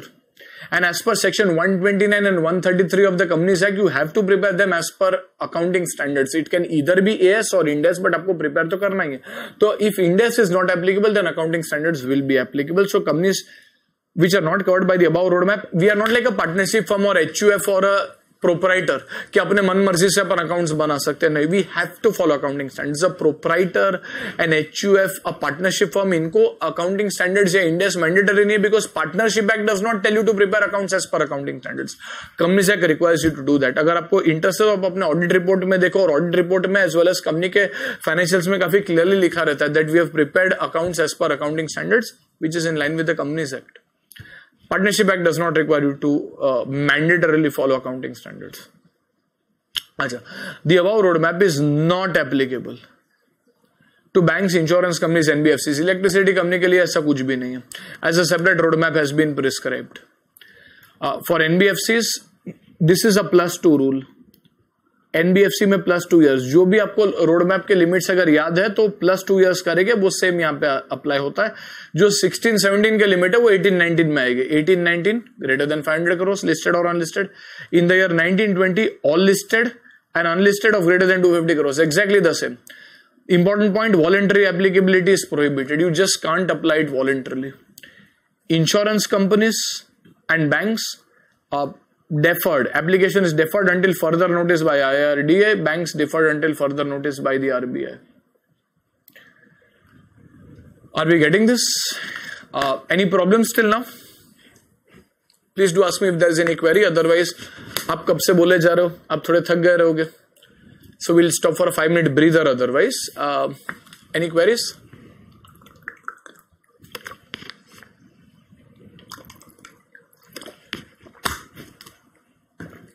No? Okay then. So we'll stop for 5 minutes. We'll take a short breather and I'll stop the session now. You will again get a notification in the same way for a new session in 5 minutes, and we will continue. And now we will start with Ind AS. We'll start with our first Ind AS, that is on property, plant and equipment. We're done with the basic introduction. What is AS? What is Ind AS? Why do we need Ind AS? What is the number scheme of Ind AS? What are the important topics? And to whom is Ind AS applicable? Now we go into the actual Ind AS after your 5-minute breather. Okay, so it's 8:48 over here. I'll see you in exactly 5 minutes at around 8:53. Okay, chalo. Can you explain why NBFC has a roadmap and banks? Sorry, I'm asking again. Well, RBI, देखो banks को भी उनको apply करना है. It is like saying why do bigger companies have a roadmap and why do smaller companies don't have?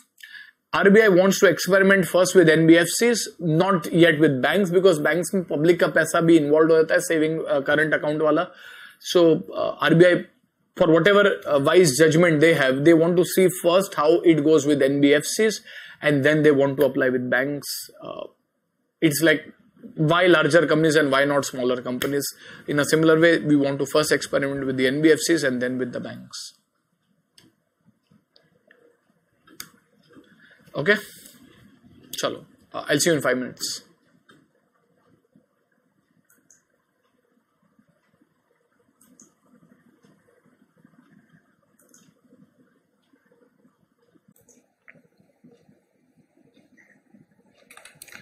Okay, chalo. The pad is working. iPad is working. Okay, perfect. So let's go to the first standard of our course. We will be starting with Ind AS 16, which is on property, plant and equipment. Typically, we classify the standards into three categories: tier 1, 2 and 3. When I'm explaining, I do not expect you to have the theory books in front of you.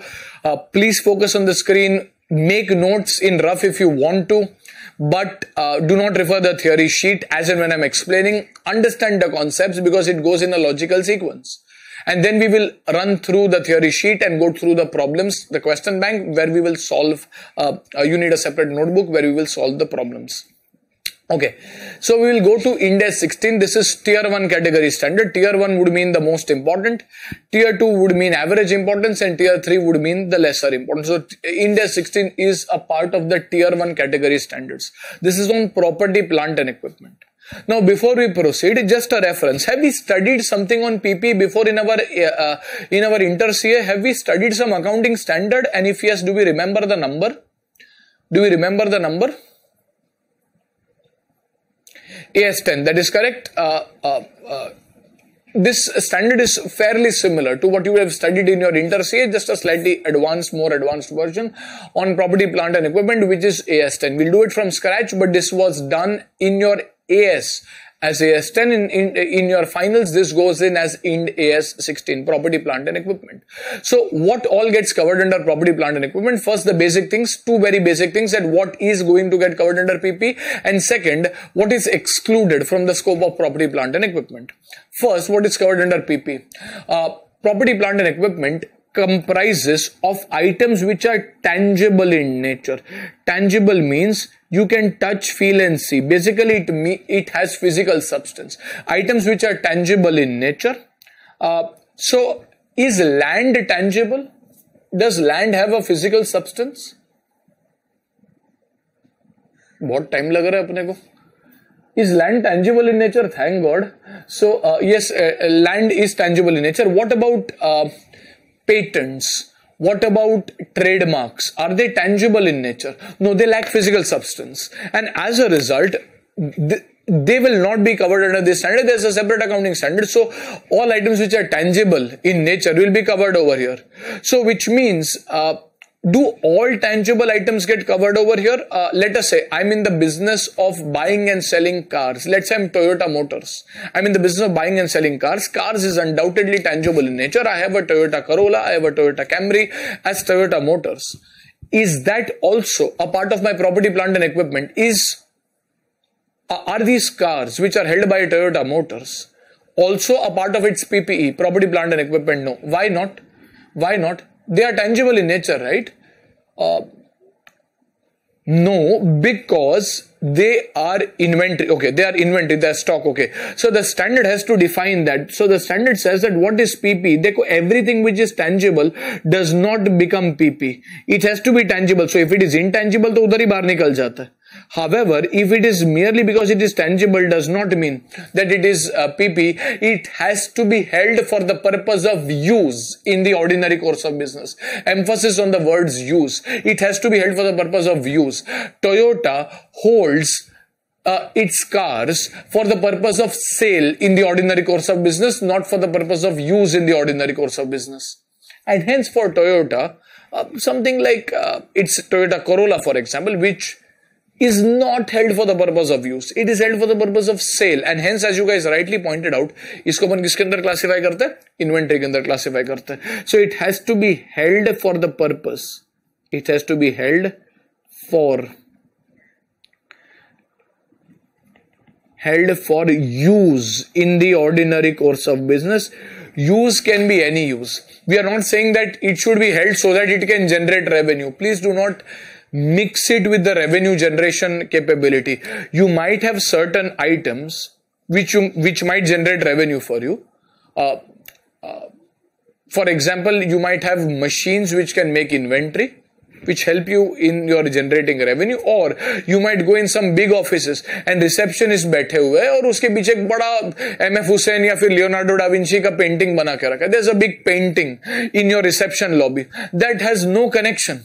That has absolutely no connection with with revenue generation. However, that painting is not held for sale.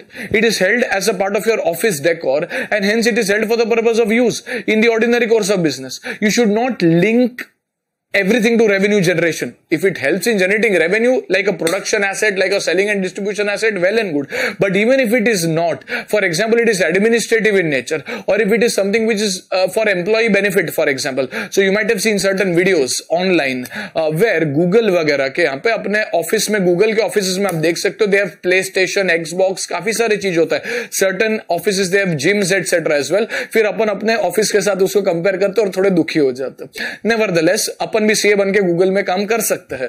So if Google has PlayStation or Xbox for its employees in its office, is that going to generate directly revenue? No, but it is held for employee welfare. It is held for the purpose of use, administrative, employee welfare use. Use is not necessarily generating direct revenue. It may directly generate revenue, it may not. There might be certain pollution control equipment that you have put. All of these are assets which are holding for the purpose of use in the ordinary course of business and not for the purpose of sale in the ordinary course of business. That is when it is a property, plant and equipment. It has to be held for use. Use can be production, can be administrative, can be selling and distribution, can be employee welfare, can be finance, any of this. It is not held for sale basically. And lastly, does every item which is held for the purpose of use and every item which is tangible, does that automatically become PP? Well, no. Generally PP के लिए एक very basic criteria है जो अपन ज्यादा भाव नहीं देते, but it is an important criteria. It may be tangible, it may be held for use, but it should also have a life of more than 12 months. If it does not have a life of more than 12 months, for example, printing and stationery जो आपका रहता है, paper etc. you don't hold for the purpose of selling in the ordinary course of business. It is tangible, it is held for use. However, उसको अपन PP करके नहीं बताते because उसका usually life होता नहीं है of more than 12 months. And as a result, these notebooks or files that you might have, for example, in certain cases, you don't really show them as fixed assets because their life may not be more than 12 months. So it has to have a life of greater than 12 months. This is particularly important. I'll give you an example. Particularly important in figuring out whether stores and spares होते हैं. So should they be classified as consumables and inventory or should they be classified as PP? For example, let us say these are nuts, bolts, screws वगैरह जो रहते हैं, they are not held for the purpose of sale in your business. Nuts, bolts, screws etc. You are a manufacturing company, you are a factory. तो इसको अपन stores and spares बोलते हैं. Nuts, bolts, screws. What do you guys think? As per your knowledge, these nuts, bolts, screws, etc. should they be shown as PPE, property, plant and equipment, or should they be shown as consumables, stores and spares as a part of your inventory? Option A, PPE, nuts, bolts, screws. Option B, inventory. क्या लग रहा है आपको? That is right. They will be shown as inventory. When you will study Index 2, you will see the inventory में बहुत सारी चीज होता है. ऐसा ही नहीं होता कि जो item upon held for sale ही रहता है. Inventory can comprise of raw materials, it can comprise of work in progress, it can comprise of finished goods, it can comprise of stores and spares, consumables, etc. So as I think all of you have rightly pointed out that these nuts, bolts, screws, etc. are going to go with inventory. But sir, वो तो हम we don't really hold it for the purpose of sale in the ordinary course of business. अपन थोड़ी ना screws and nuts and bolts बेचने को निकाल रहे. हाँ, but वो चलो ना store and spare है. It's a spare, it's a store, it's a consumable. We'll show it as inventory. चलो ठीक है. Now another very basic question. In a normal car, how many tires are there? ये अपने below materiality answer करने के लिए. Actually, there are 5 tires. So there are 4 tires, yes, but there is always a spare tire. Barabar, there is a spare tire. Tire is costly. If you go to see in at least bigger cars, tire is a lot more costly. But 4 tires तो होते हैं. But वो जो 5वां tire होता है, वो हमारा spare tire होता है. So let us say there is a car. Car is worth 4 lakh rupees and उसके साथ एक spare tire भी आया हुआ है. Tire 10,000 रुपए का. Tire इतना सस्ता नहीं होता जितना आपको लगता है. Let's say 5 या 10,000 रुपए का एक tire है. There's a car of 4 lakh rupees that you bought and there is a 5 or a 10,000 rupees spare tire that is also there. What do you guys think? ये spare tire भी जो है वो भी तो spare ही है. Should that be shown as a inventory consumable? That is also a spare. Or should that be shown along with the car? So should that be capitalized along with the cost of the car? 2 options. Option A, you show that also as stores and spares in inventories. Option B, you capitalize it along with the cost of the car. When you're buying the car, you will say 4 lakh plus 10,000. 4 lakh 10,000 is my total cost of the car. That is right B. Why? Because among other things, that store and spare is tangible. It is also held for use. अपन ये वो पांचवा tyre बेचने को नहीं निकल रहा. It is also held for use. It is also a spare, by the way. Use does not mean कि उससे हर एक चीज का revenue आना चाहिए. It is also held for use. And it has a life of more than 12 months. It is going to be there for more than 12 months. And as a result, it meets all the 3 PP criteria. Nuts, bolts, we are not very sure. We would say that they would get consumed in the production process. They would not be there for more than 12 months. And as a result, their life is generally less than 12 months. Here, the life of the spare tire is more than 12 months. And hence, it's a very basic comparison. We'll do other points as well. But that is why, though it is very implicit, कि हाँ ठीक है यार, PP 12 महीना के ऊपर तो चलना ही चाहिए. It is important in certain cases where your criteria, your classification might actually differ. So it should have a life of more than 12 months as well. Are we clear with this? Yes. Okay.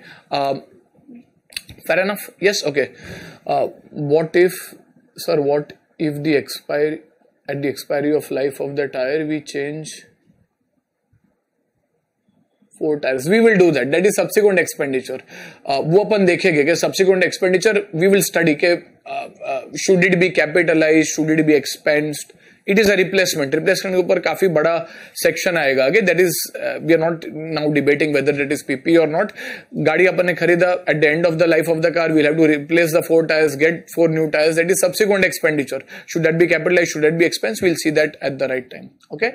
So that will be done. And ये tire का ही example I will discuss over there. So that is PP. Now generally these are items which are PP. Now standard, remember all accounting standards apply using the principle of materiality as well. There may be certain items, might be certain items which might satisfy all the 3 criteria. However, individually as well as in aggregate, बराबर से सुनो. There might be certain items which may satisfy all the 3 criteria. However, individually as well as in aggregate, they may be insignificant. In which case you can expense them off. ये हम as a student कैसे decide करते हैं? हम as a student ये decide कर ही नहीं सकते, बट प्रैक्टिकली ये देखा जाता है. Institute has even mentioned this as a part of the standard that if there are certain items which satisfy all the 3 criteria, however they are individually as well as in aggregate insignificant, then we will not apply Ind AS 16. We will show that as an expense. However, as a student, हमें अगर question में बोल के रखा है that we have purchased an asset for 1,000 rupees, हम ऐसा नहीं बोले कि 1,000 is insignificant, immaterial, unless it is specifically told to us that the company believes, the management believes that it is insignificant, immaterial, we will not treat anything as immaterial. Sir, but immaterial होता क्या? आप हमें example एक बार दे सकते हो? So the classic example of this is our beloved calculator. If you are working in a CA firm, hopefully your chartered accountant, your CA firm will give you calculators as well. So probably your calculator, अगर आप original भी खरीदो तो 300-400 रुपए का आता है. आपने तो शायद ओरिजिनल खरीदा नहीं होगा, बट 100-150 रुपए का आएगा the duplicate ones, but original भी आप लो तो 300-400 रुपए का आएगा. And your firm might have 10 or 20 employees, and in that your CA has given you let's say to each person has given you calculators. तो 20 जन है, 300 का ओरिजिनल कैलकुलेटर भी खरीदा तो 300 into 20 is 6,000 rupees. Now calculator is held for use, it is not held for sale. Obviously you would have seen that the life of the calculator is more than 12 months. अपना तो काफी लोग एकदम emotionally attach रहते हैं अपने calculator के साथ कि भाई हमारा calculator it's been with us in all our success, foundation से लेके इंटर से लेके फाइनल के साथ भी. So its life is more than 12 months. However, individually for a company it's just 300 rupees, and in aggregate as well, you don't have lakhs of employees, you barely have around 20 employees. So in aggregate, these calculators are going to come at 6,000 rupees. So the standard believes that ideally you should have shown this as PP, depreciated it over 3 or 4 years, jo bhi life hai. Or we believe that this is immaterial, this is insignificant for a company which has turnover of, let's say, a few crores. 6,000 rupees is individually as well as in aggregate insignificant, and hence we can expense out when we buy those 20 calculators. Rather than capitalizing it as PP and then depreciating it over 3 or 4 years, you can say that it is immaterial and show this as printing and stationery or office expenses and expense it off to the profit and loss account if you have been specifically given in the question that they are individually as well as in aggregate insignificant. As a student, आपको 1000 का asset है या 2000 का asset है उसको insignificant नहीं मानना है. अगर क्वेश्चन नहीं बोलता है आपके लिए तो 10 रुपए का चीज भी significant. Are we clear with this? Because in a question they might just test your concepts and they might say कि भाई ठीक है 10 and 20. However, if a case comes in your accounts or audit where it has been told that an auditor detects that 6,000 rupees worth of calculators have been expensed to the profit and loss account, however the management contends that looking at the size of the business it is insignificant. Is that something which requires qualification? Your answer is no. Because if the management believes and looking at the size, if it is insignificant, then you can expense it off to the profit and loss account. Are we clear with this? So yes, these three criteria have to be satisfied, but after that they are applied to only those items which are individually as well as in their aggregate significant. Are we clear with this? Yes. Okay. Any problems still here? Any problems?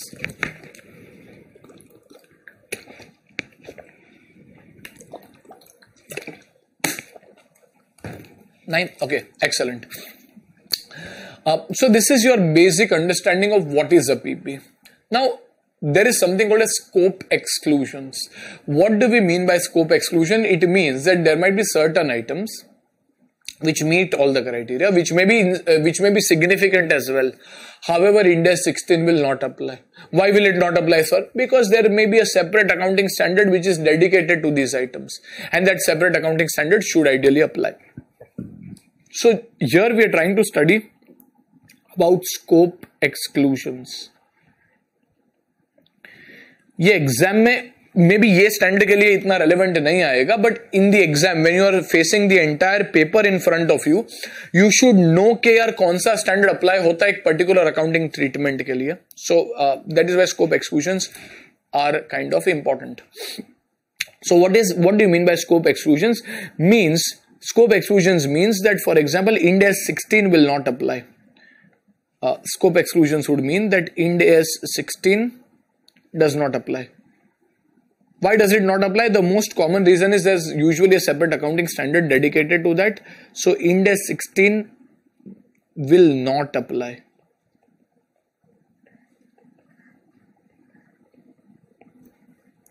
Acha, to which items will it not apply? See, what will happen is, when you look at, let us say, a coaching class like ours, we have benches. अभी तक I mean, face to face आप आओगे तभी आप देखोगे, obviously, hopefully we'll meet soon, but we have benches. These benches for a coaching class is what? Is it PP? Is it inventory? Is it, what is it?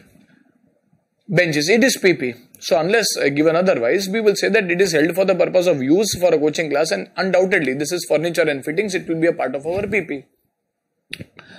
Now sooner or later, अपन ने क्या बोला कि भैया PP इसके लिए because it is tangible, it is held for use, it has a life of more than 12 months. Sooner or later, one or the other day, we will have to sell these benches. Maybe they would be worn out, their life, by the end of their life, we would have to sell these benches. They are not yet sold. However, we have now put them on OLX. People are coming and looking at the benches. We want to sell those benches. But as on 31st March, they have not yet been sold. Balance sheet हमें बनाना है. We want to sell these benches. As on 31st March, these benches are tangible. Their overall life is definitely more than 12 months. However, our intention is no longer to use them. Our intention is to sell them. Can these benches still be called as PP? Our intention is very clear. We have put ads, we want to sell them. Can they be called as PP? No, they cannot be. So, क्या बताएंगे? They cannot be PP because one of the main criteria is they should be held for use. But they are no longer held for use. So, where will you classify them? If not PP, assets held for sale, interesting, anything else? Will you classify it as inventory? Can you classify it as inventory? I saw inventory as well. Very nice. You will not classify as inventory. Please do not make the mistake. Inventory is something that you hold for sale in the ordinary course of business. Every item that you held for sale, that you want to sell is not inventory. If you want to sell your plot of land or the house that you are staying, for example, that does not become your inventory. That does not go as a part of your stock. Only items that you are selling in the ordinary course of business is your inventory, and you don't sell benches in the ordinary course of business, but that does not mean you will never sell benches. Sooner or later, some or the other day, you will have to sell your benches, and hence it will not even go under inventory. It will not even go under PP. लावारिस हो जाएगा. कोई standard इसको accept ही नहीं करेगा. 31 मार्च को अपन बोले कि भैया अकाउंटिंग करे तो किसके हिसाब से करेगी? इन्वेंट्री बोलता है बाहर निकलो, you are not hold, you are held for sale but not in the ordinary course of business. PP बोलते हैं बाहर निकलो, you are not held for purpose of use. तो जाए किधर? And hence there is a separate accounting standard called as Ind AS 105, non-current assets held for sale. There is a separate accounting standard which you will study, and hence in cases where you are holding these assets for sale, you would, till the time you are holding it for use, Ind AS 16 will apply. The moment you hold it for sale, you will have to reclassify them into non-current assets held for sale. So there is a separate accounting standard for that, and hence as on the balance sheet date, non-current assets held for sale. This is Ind AS 105. A separate accounting standard called as Ind AS 105 will apply. Are we clear with this? Yes, okay. So there's a separate accounting standard dedicated towards that, and hence Ind AS 16 will stop applying the moment your intention changes to held for sale. When can you consider that? वो अपन Ind AS 105 में देखेंगे. But Ind AS, so when you will study both of them together and a question comes, and you would be told that a company is now holding it for sale from so and so date, you should know that हाँ यार Ind AS 16 के principle नहीं लगने चाहिए, Ind AS 105 लगेंगे, which is very different principles, but you will have to know that as a part of your larger exam strategy. Second is exploratory and evaluatory assets which are linked to mining operations. Mining is a very special business, and hence उसके लिए एक separate accounting standard देकर रखा हुआ है. Exploratory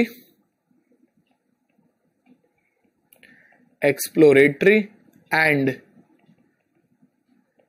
इवैल्यूएटरी assets. What do you mean by this? Linked to mining operations. Linked to mining operations. What do you mean by this?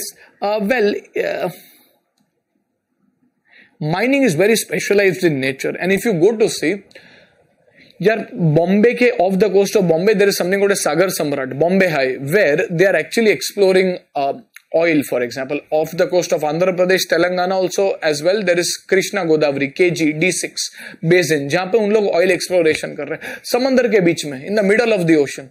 Do you think how would they have identified a particular location somewhere in the middle of the ocean कि यार यहाँ पे नीचे oil होगा? That they would have spent hundreds of crores behind identifying that and then doing the mining operation. This is exploration and evaluation of various mining fields. And hence someone can say that this is a cost that should be capitalized along with the property, plant and equipment. जो mine का asset है उसके साथ उसको capitalize करना चाहिए. कोई बोलेगा नहीं करना चाहिए. But this is very special in nature, which is very much linked to mining operation. And hence there is a separate accounting standard, Ind AS 106, which is linked to mineral resources, exploratory, evaluatory assets of mineral resources. Thankfully Institute ने May 2018, November 2018 में रखा था. उसके बाद Institute ने निकाल दिया आपके syllabus से. So for you that is Ind AS 105 is there in your syllabus. This Ind AS 106 is not there. Since May 2018 this is not there because जो इतना टेक्निकल था वो सब माइनिंग का लैंग्वेज, टोपोग्राफिकल स्टडीज, वो CA के बच्चे बोलते थे किधर हम थोड़ी ना इंजीनियर है यार, हमें किधर ये सब समझ में आएगा. इंस्टीट्यूट ने माना और इंस्टीट्यूट ने निकाल दिया thankfully. So this is not applicable to you. However, you should know that expenditures which are linked to exploratory, evaluatory, mineral resources, etc. are not covered by Ind AS 16 because they will be covered under a separate accounting standard, that is Ind AS 106, which is thankfully not there as a part of your syllabus. And then there is something called as biological assets. So among all the three, if I were to rate something as an important scope exclusion, it is this: biological assets. What do we mean by biological assets? Is motor vehicle a biological asset? Is motor vehicle a biological asset? No. अपने को काफी time लग रहा है सब सोचने के लिए. नो. अपन भाव खा रहे थोड़ा. इतना इजी क्वेश्चन हमें नहीं पूछा जा सकता है below your materiality level. Is a ship, aircraft, motor vehicle, machinery, land, building a biological asset? No. A biological asset is a living asset. A biological asset is a living asset, and for living assets there is a separate accounting standard. As में ऐसा कुछ था नहीं, तो life stock अपन सब यहां पे डाल देते थे. इंडेस में ऐसा नहीं चलेगा. There is a separate accounting standard for biological assets. Biological assets, remember, are living assets. Assets which have a life. So there is something called as biological assets, and within biological assets you have two bifurcations.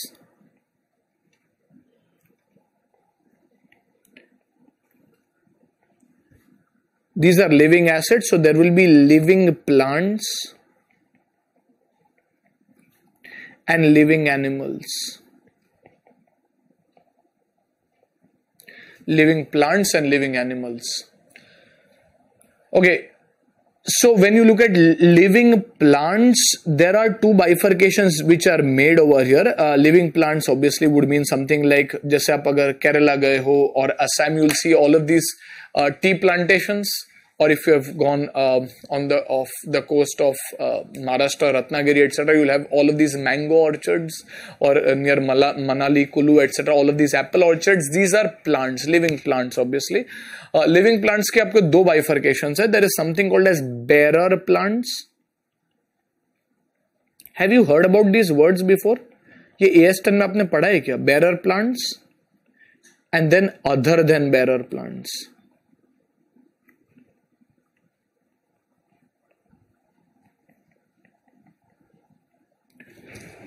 Other plants and other than bearer plants. What do you mean by bearer plants?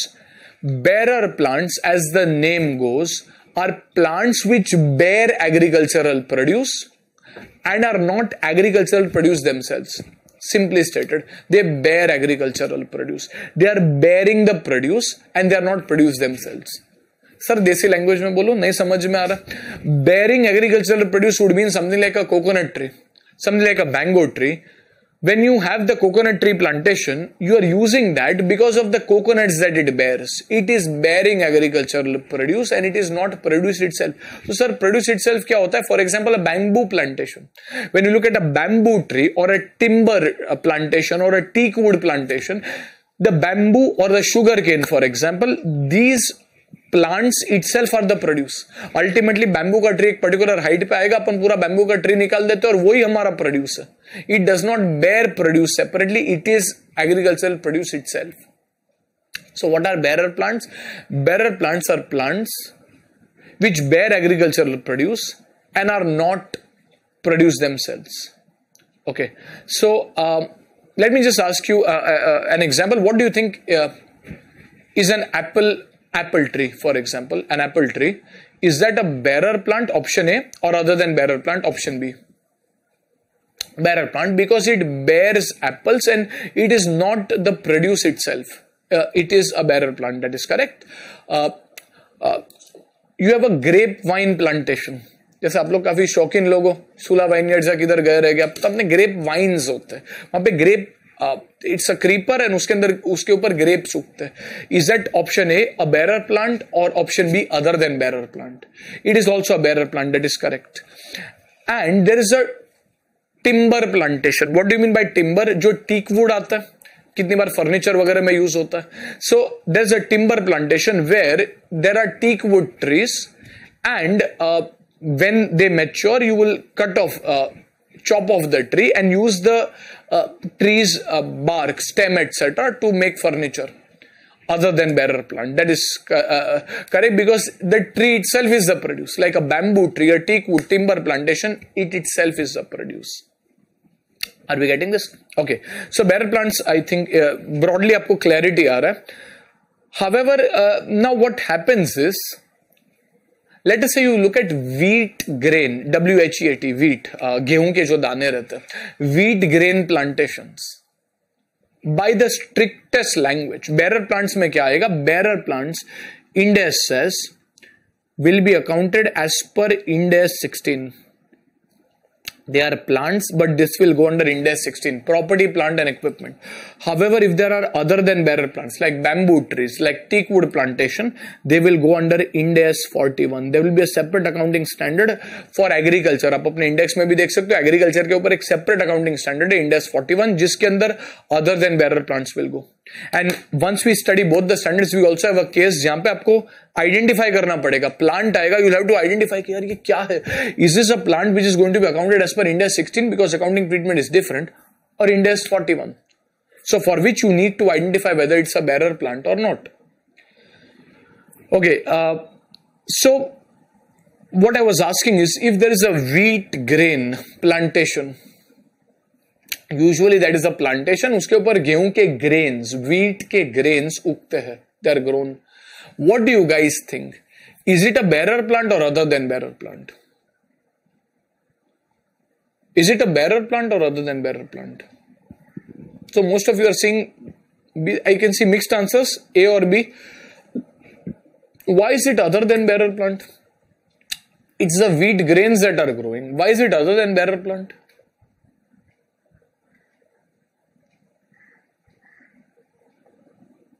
Sannata. Can anyone tell me in brief terms, why do you think is it not a bearer plant? According to me, it's a plant, and that plant itself is not the produce. It bears the wheat grains, and those grains are the produce. Like a apple tree bears apples, which is a produce. A wheat grain plantation bears those grains, which is a produce.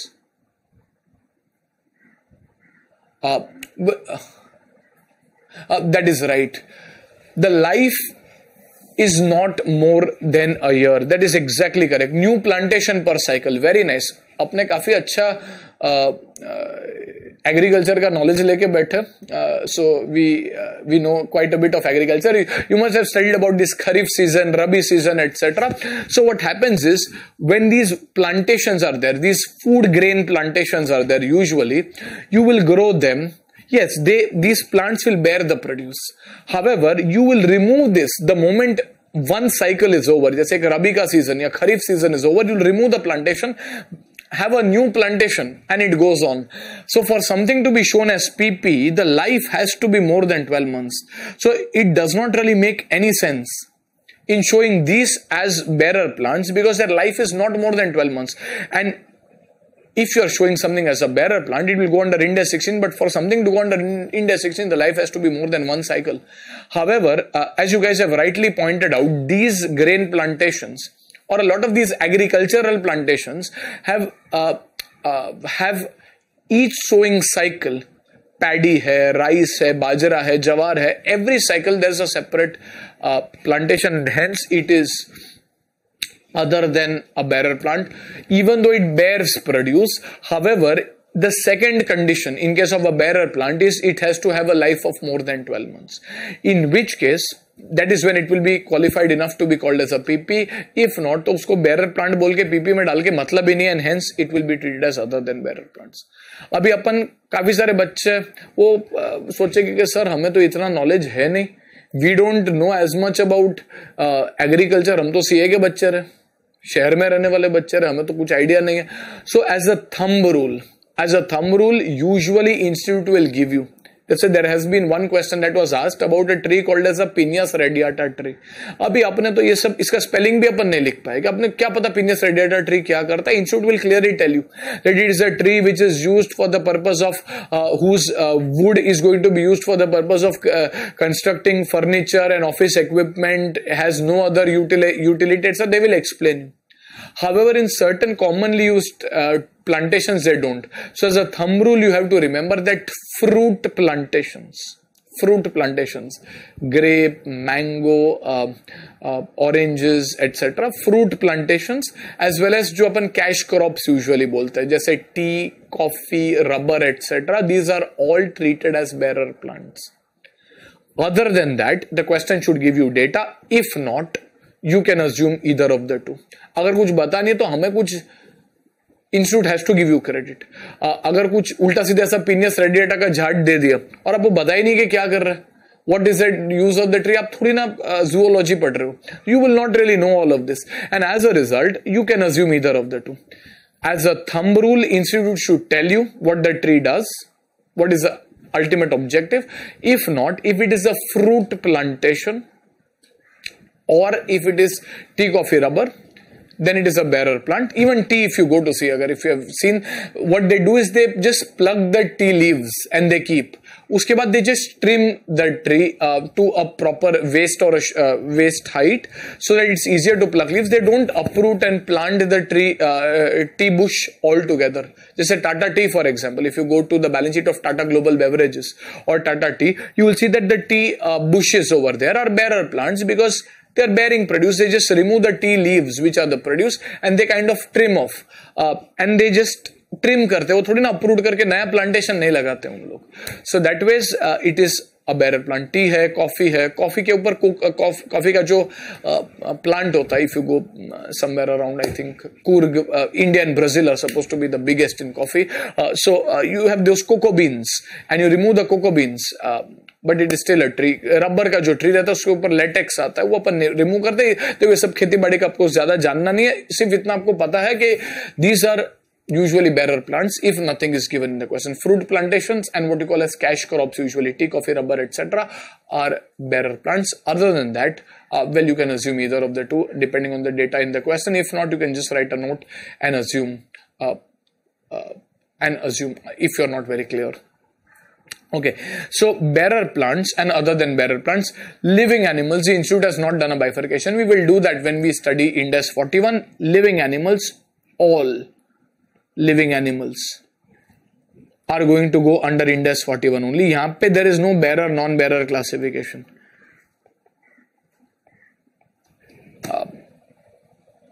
Just for your knowledge, can there be bearer animals?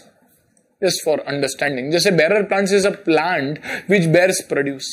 In a similar way, a bearer animal should also be an animal which bears produce. Is it possible to have a bearer animal?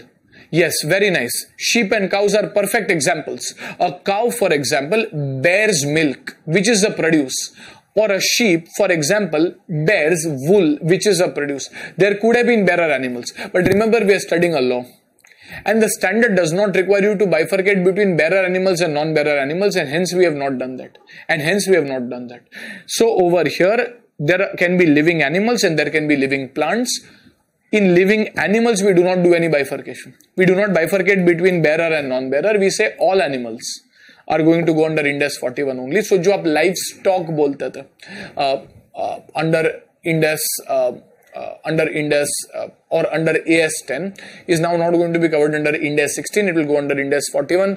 For example, if you are in the books of Amul, which is a cooperative and which has a lot of cows, let us say, in the books of Amul, cows will be shown under which accounting standard? You guys tell me. In the books of Amul, cows which bear milk will be shown under which standard? 41 or 16? Very nice. Perfect. It will be shown under 41 because, well, these are animals and animals will kind of bear produce. However, in the books of Tata Global Beverages or Tata Tea, for example, the tea bushes that Tata Global Beverages has will be shown under which accounting standard? 16 or 41? Well, yes, this will be shown under Ind AS 16. That is exactly right. Okay, so are we clear about this? Yes, okay. So any problems? Any problems?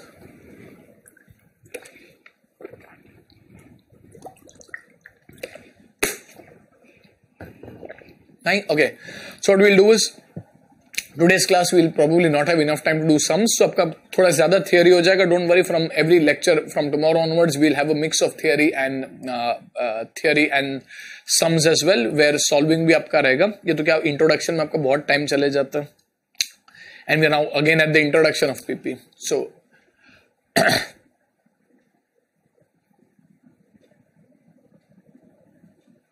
even group of people, देखो usually human beings जो employees होते हैं, I am not very clear with your question that you have, but if you're looking at people, human beings in general are not shown as assets in the balance sheet by the general notion that you can't control human beings. If they want to leave, they can leave. And asset दिखाने के लिए आपको control होना जरूरी है. Yeah, okay. So no people of group having cows.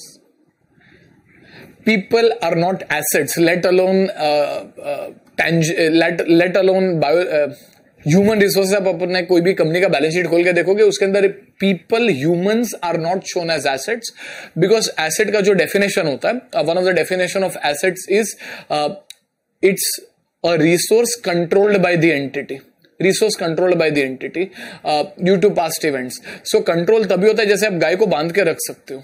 You can't really tie a person. He can leave a cooperative or he can leave a company if he wants to, and hence people, humans are not assets, let alone tangible, intangible or any other type of assets.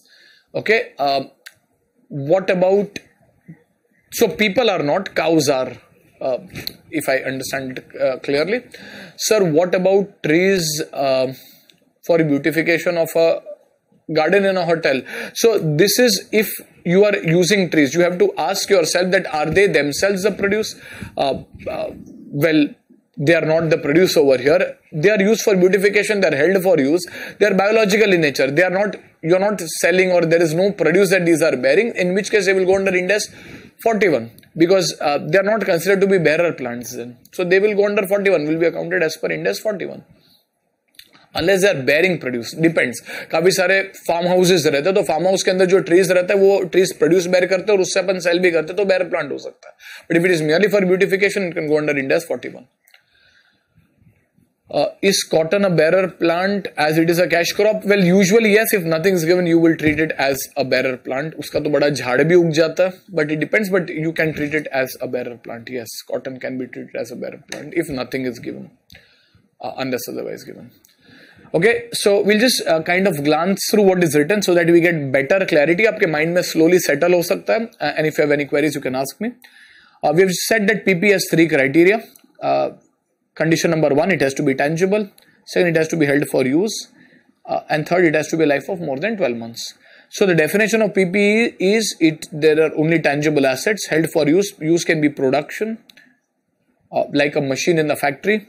Selling and distribution, like a delivery van, for example, or even administrative use, like a painting, for example. Having a life of more than 12 months. This is a necessary condition. Scope, it excludes a non-current asset held for sale. Why? Well, it is now no longer held for use. Then where will it go? Well, it will go under Ind AS 105. Exploratory and evaluation assets linked to mining operations, covered under Ind AS 106. Thankfully, 106 is not there as a part of your syllabus. 105 is, Ind AS 41 is also. Biological assets, यहाँ पे देखो bracket में काफी clearly लिख के रखा हुआ है, except bearer plants. Bearer plants are also living assets, but they are covered under Ind AS 16. Biological assets except bearer plants because they are covered under Ind AS 41. Okay. You have biological assets which are living assets, which can be living plants or which can also be living animals. Within living plants, you have bearer plants, and we have tried to explain what bearer plants mean in note 1. वो किधर जाएगा तो वो Ind AS 16 में जाता.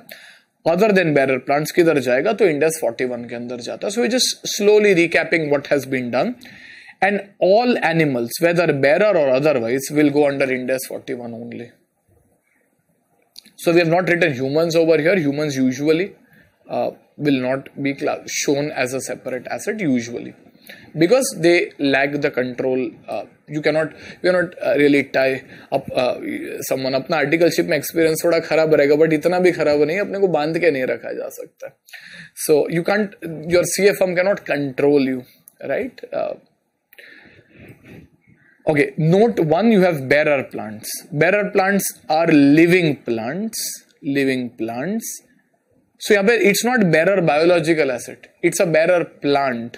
So these are plants which bear agricultural produce like a coconut tree and are not agricultural produce themselves like a bamboo tree. So this is the most important condition for a bearer plant. Second, they are expected to bear produce for more than 12 months. So basically more than one cycle, like an apple tree or a coconut tree, etc. does. Example, a wheat grain plantation will bear wheat in less than 12 months and hence it will be chopped off after that. Hence it is not a bearer plant. Okay. So यहाँ पे ये आपका जो life of more than 12 months है वो apply होता है. And third, there is a remote likelihood of the plant itself being sold as an agricultural produce. ये अपने डिस्कस नहीं किया था, but this is kind of implied. See, because like a furniture, like a bench also will sooner or later will get sold. Now a coconut tree also sooner or later will get sold. And an apple tree, a mango tree also sooner or later will get sold. However, as of now, there's a remote likelihood that you're holding it because you need the wood. You're holding it because you need the mangoes. You're holding it that because you need the coconuts. The ultimate sale of the tree, if any, is actually incidental in nature. That is not the main purpose. The main purpose is the produce that it bears. कोई बोलेगा नहीं, जैसे teakwood का tree भी अपन ultimately chop of कर देते, mango का tree भी अल्टीमेटली तो अपन चॉप ऑफ करके बेच देंगे, but that is the incidental, it's not the main purpose, it is incidental in nature. वो अपन थर्ड पॉइंट में it's just clarificatory in nature. There is a remote likelihood of the plant itself being sold as an agriculture produce except for incidental scrap sales. Ultimately जो आप बेचोगे वो. For example, mango tree is held for the mangoes, that is the produce. However, ultimately the tree may need to be cut down and sold. Classification will be based on the primary intention and hence it is a bearer plant. Ultimately जो अपन बेचेंगे, the tree itself, that is incidental in nature. Are we getting this?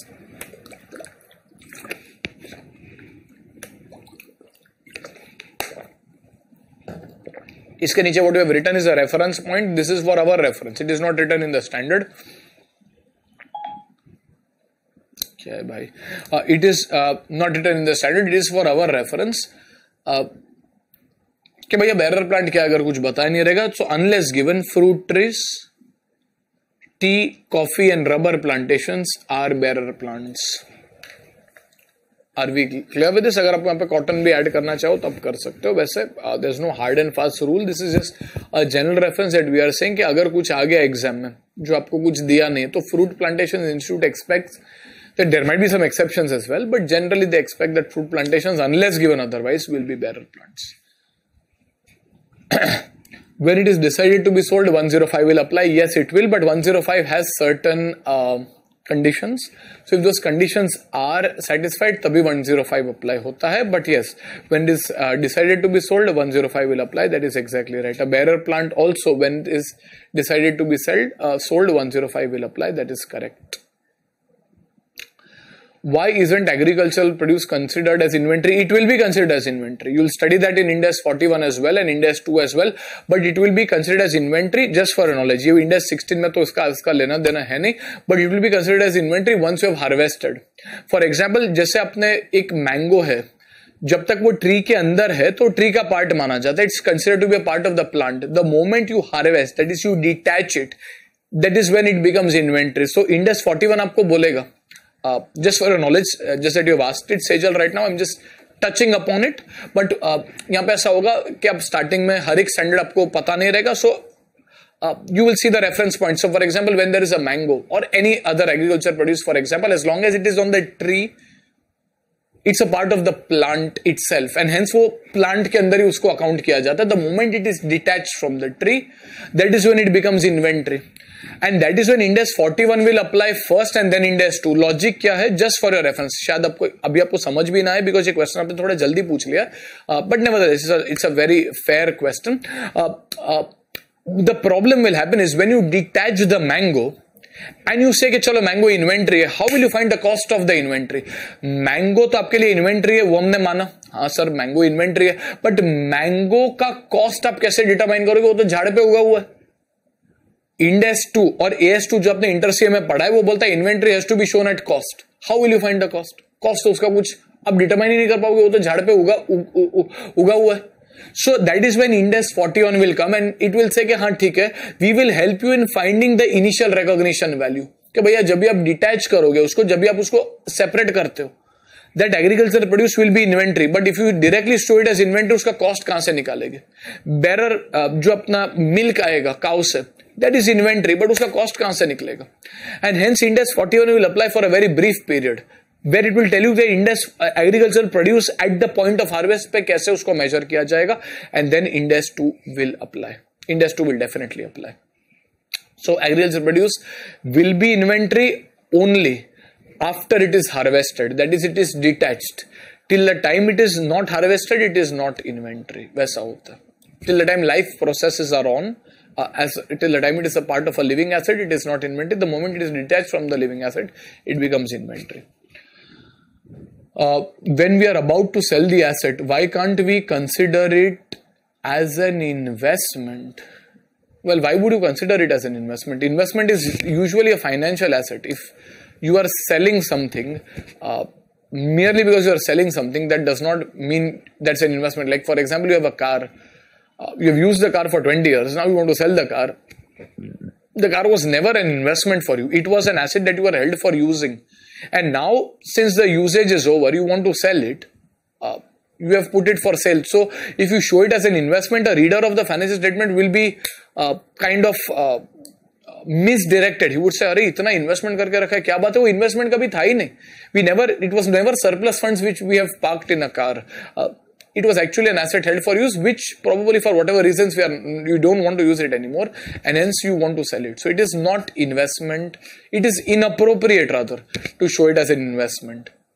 There are certain items which you buy with the mere intention of earning capital appreciation. उसके लिए आप अपने index में देखो, एक separate accounting standard है, investment property.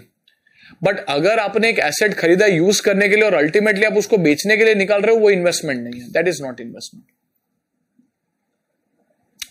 Cost of mango we will study. Please give me some time. Cost of mango from the bearer plant जो आएगा वो Ind AS 41 आपको बताएगा कि वो कैसे उसका कॉस्ट निकालने का, फेयर मार्केट वैल्यू कैसे निकालने का, fair value less cost to cell.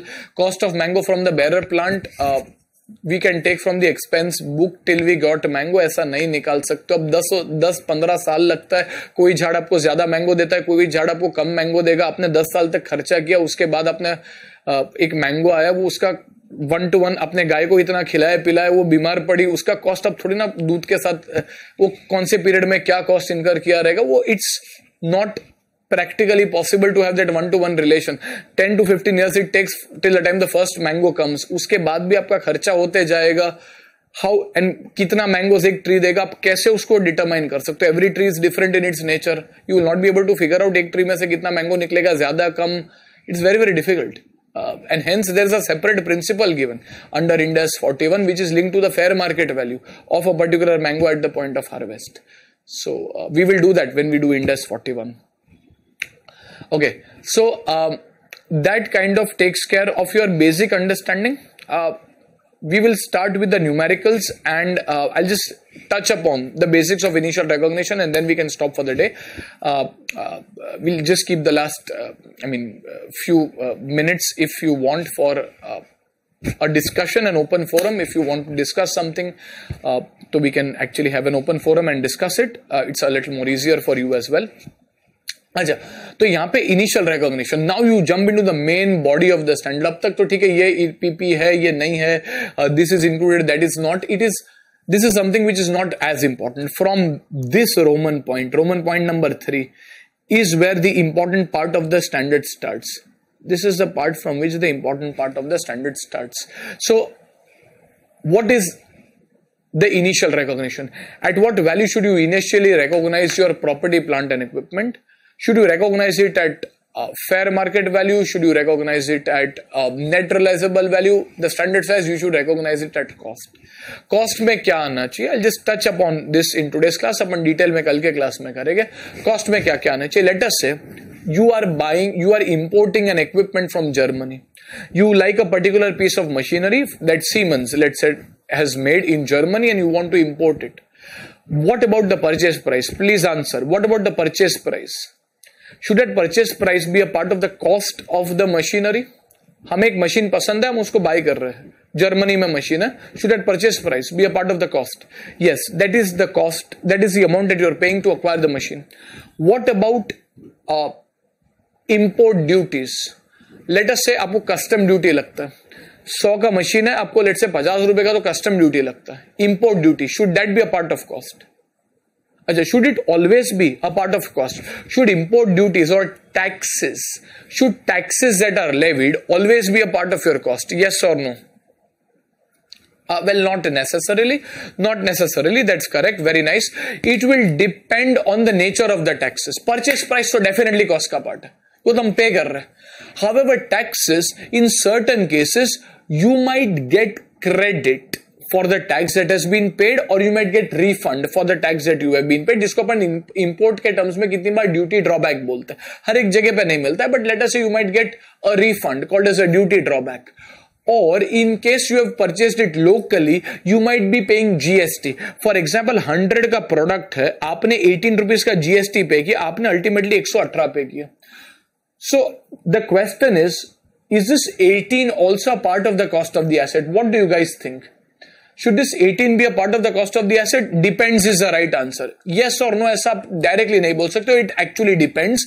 If you don't have a GST number, जैसे आपके पास GST नंबर नहीं होगा, if you don't have a GST number, अपन वो सब टैक्सेस वैक्सेस देखते नहीं, अपन बोलते लास्ट में कितना अमाउंट है वही हमारा रियल कॉस्ट है.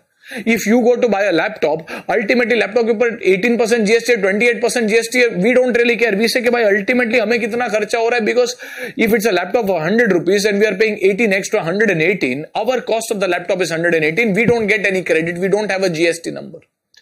However, if we do have a GST number and let's say it is an eligible item, then we can claim credit. For example, we have paid 18 and then we must have sold certain goods and वो goods आपने 150 रुपए पे बेचे, 150 rupees, on which another 18% GST. 150 के ऊपर अगर अपन 18% लगा तो that is let's say around 27 rupees. We have to pay. We collected from the customer, we sold certain goods and we collected from the customer 150 plus 27, that is 177, out of which 27 has to be paid to the government. However, we say कि हाँ 27 हमने collect किया but 18 हमने pay किया था, credit हमने claim किया, and hence we pay to the government the net 9 rupees only. This is how the input credit mechanism usually works in GST, in which case this 18 that you have paid, you are claiming it as a credit over here, and hence that 18 is not really a cost. So taxes, it depends. If you can claim credit or if you can claim a refund, then it is not really a cost. If you have a GST number, you would say, okay, my real cost is 100, it is not 118, I'm paying 118 now, but that 18 rupees that I'm paying, I can claim it as a credit against the 27 that I have to pay on my sales.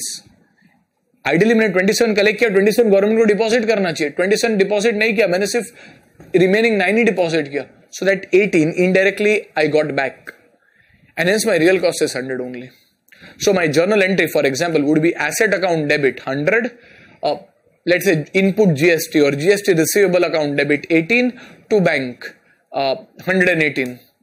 Then when I actually sell goods, my journal entry will be bank account debit, let us say 177, to sales 150, to GST payable और output GST ऐसे case में भी हर एक company अलग अलग word use करता है 27, and then GST payable account debit 27 to input GST 18 to bank 9. जब भी आप GSTR 3B GSTR 1 वगैरह फाइल करते हो तभी आप ये एंट्री पास करके रिमेनिंग 9 पे कर दोगे.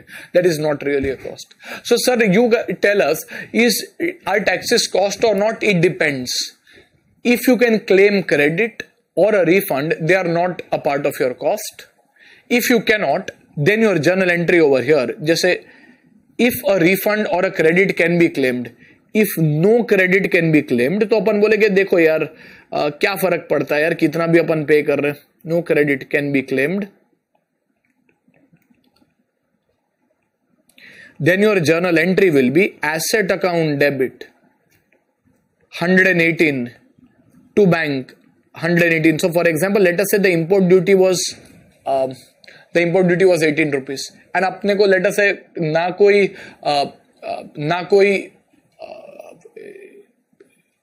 लेटर से टैक्स लग रहा है, ना कोई रिफंड मिल रहा है, क्रेडिट मिल रहा है, तो that 18 is a part of our cost.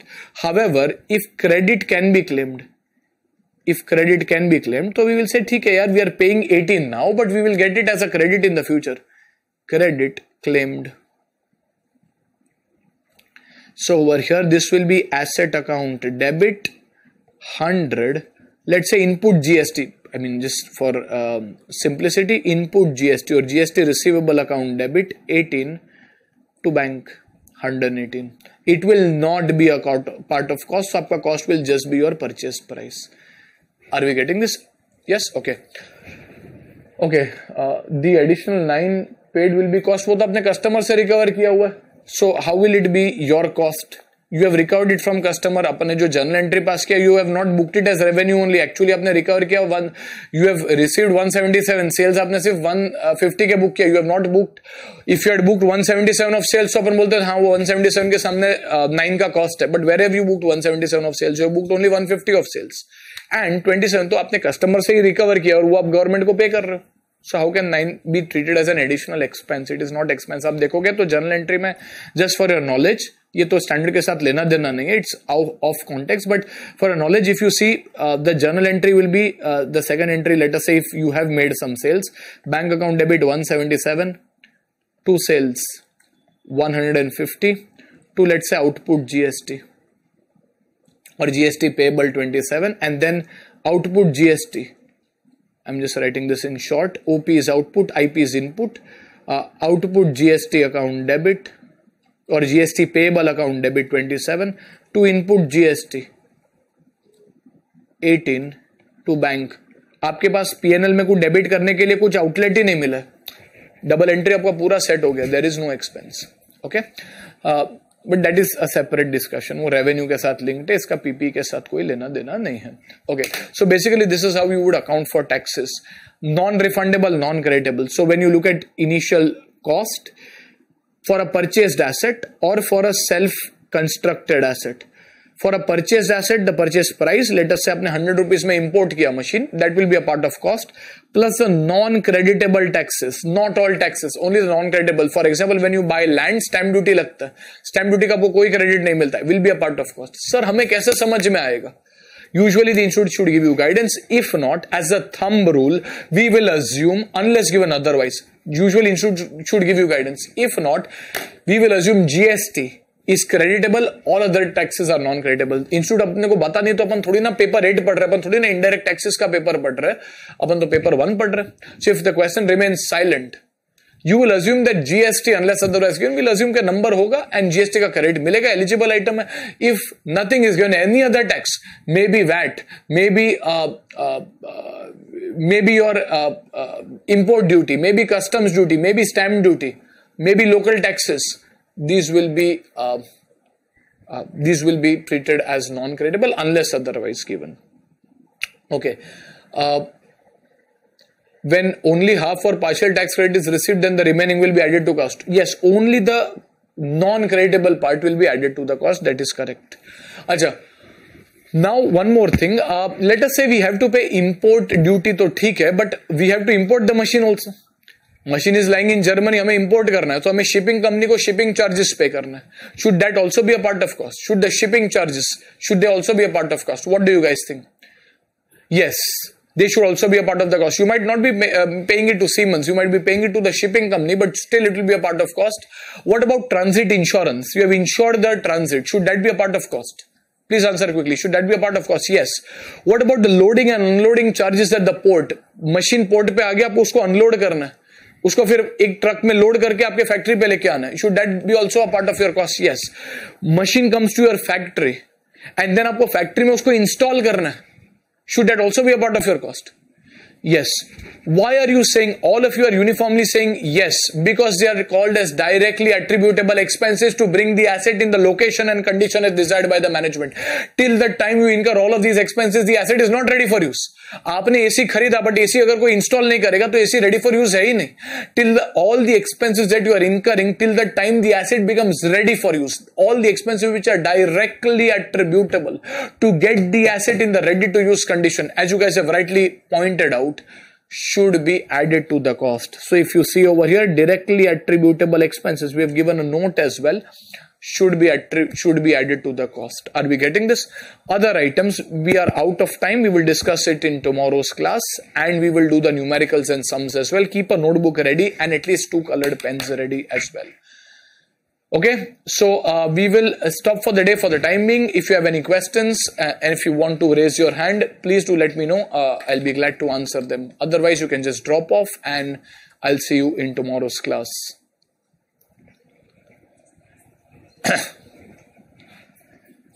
If you have any questions, please do raise your hands and let me know. I'll be happy to address them. Otherwise, we can stop for the day.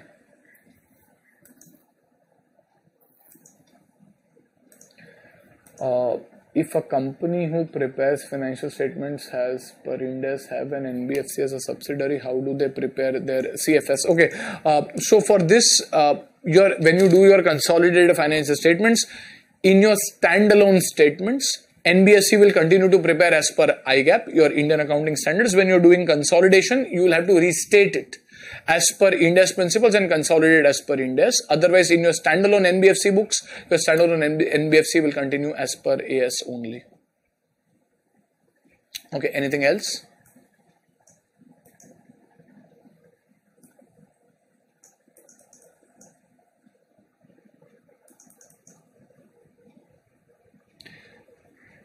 Nice. Okay, fair enough then. We'll stop for the day. If there's anything, please do raise your hand. We'll just keep the last couple of minutes as an open discussion forum. If there's something you can discuss, you can also. Otherwise, you can drop off.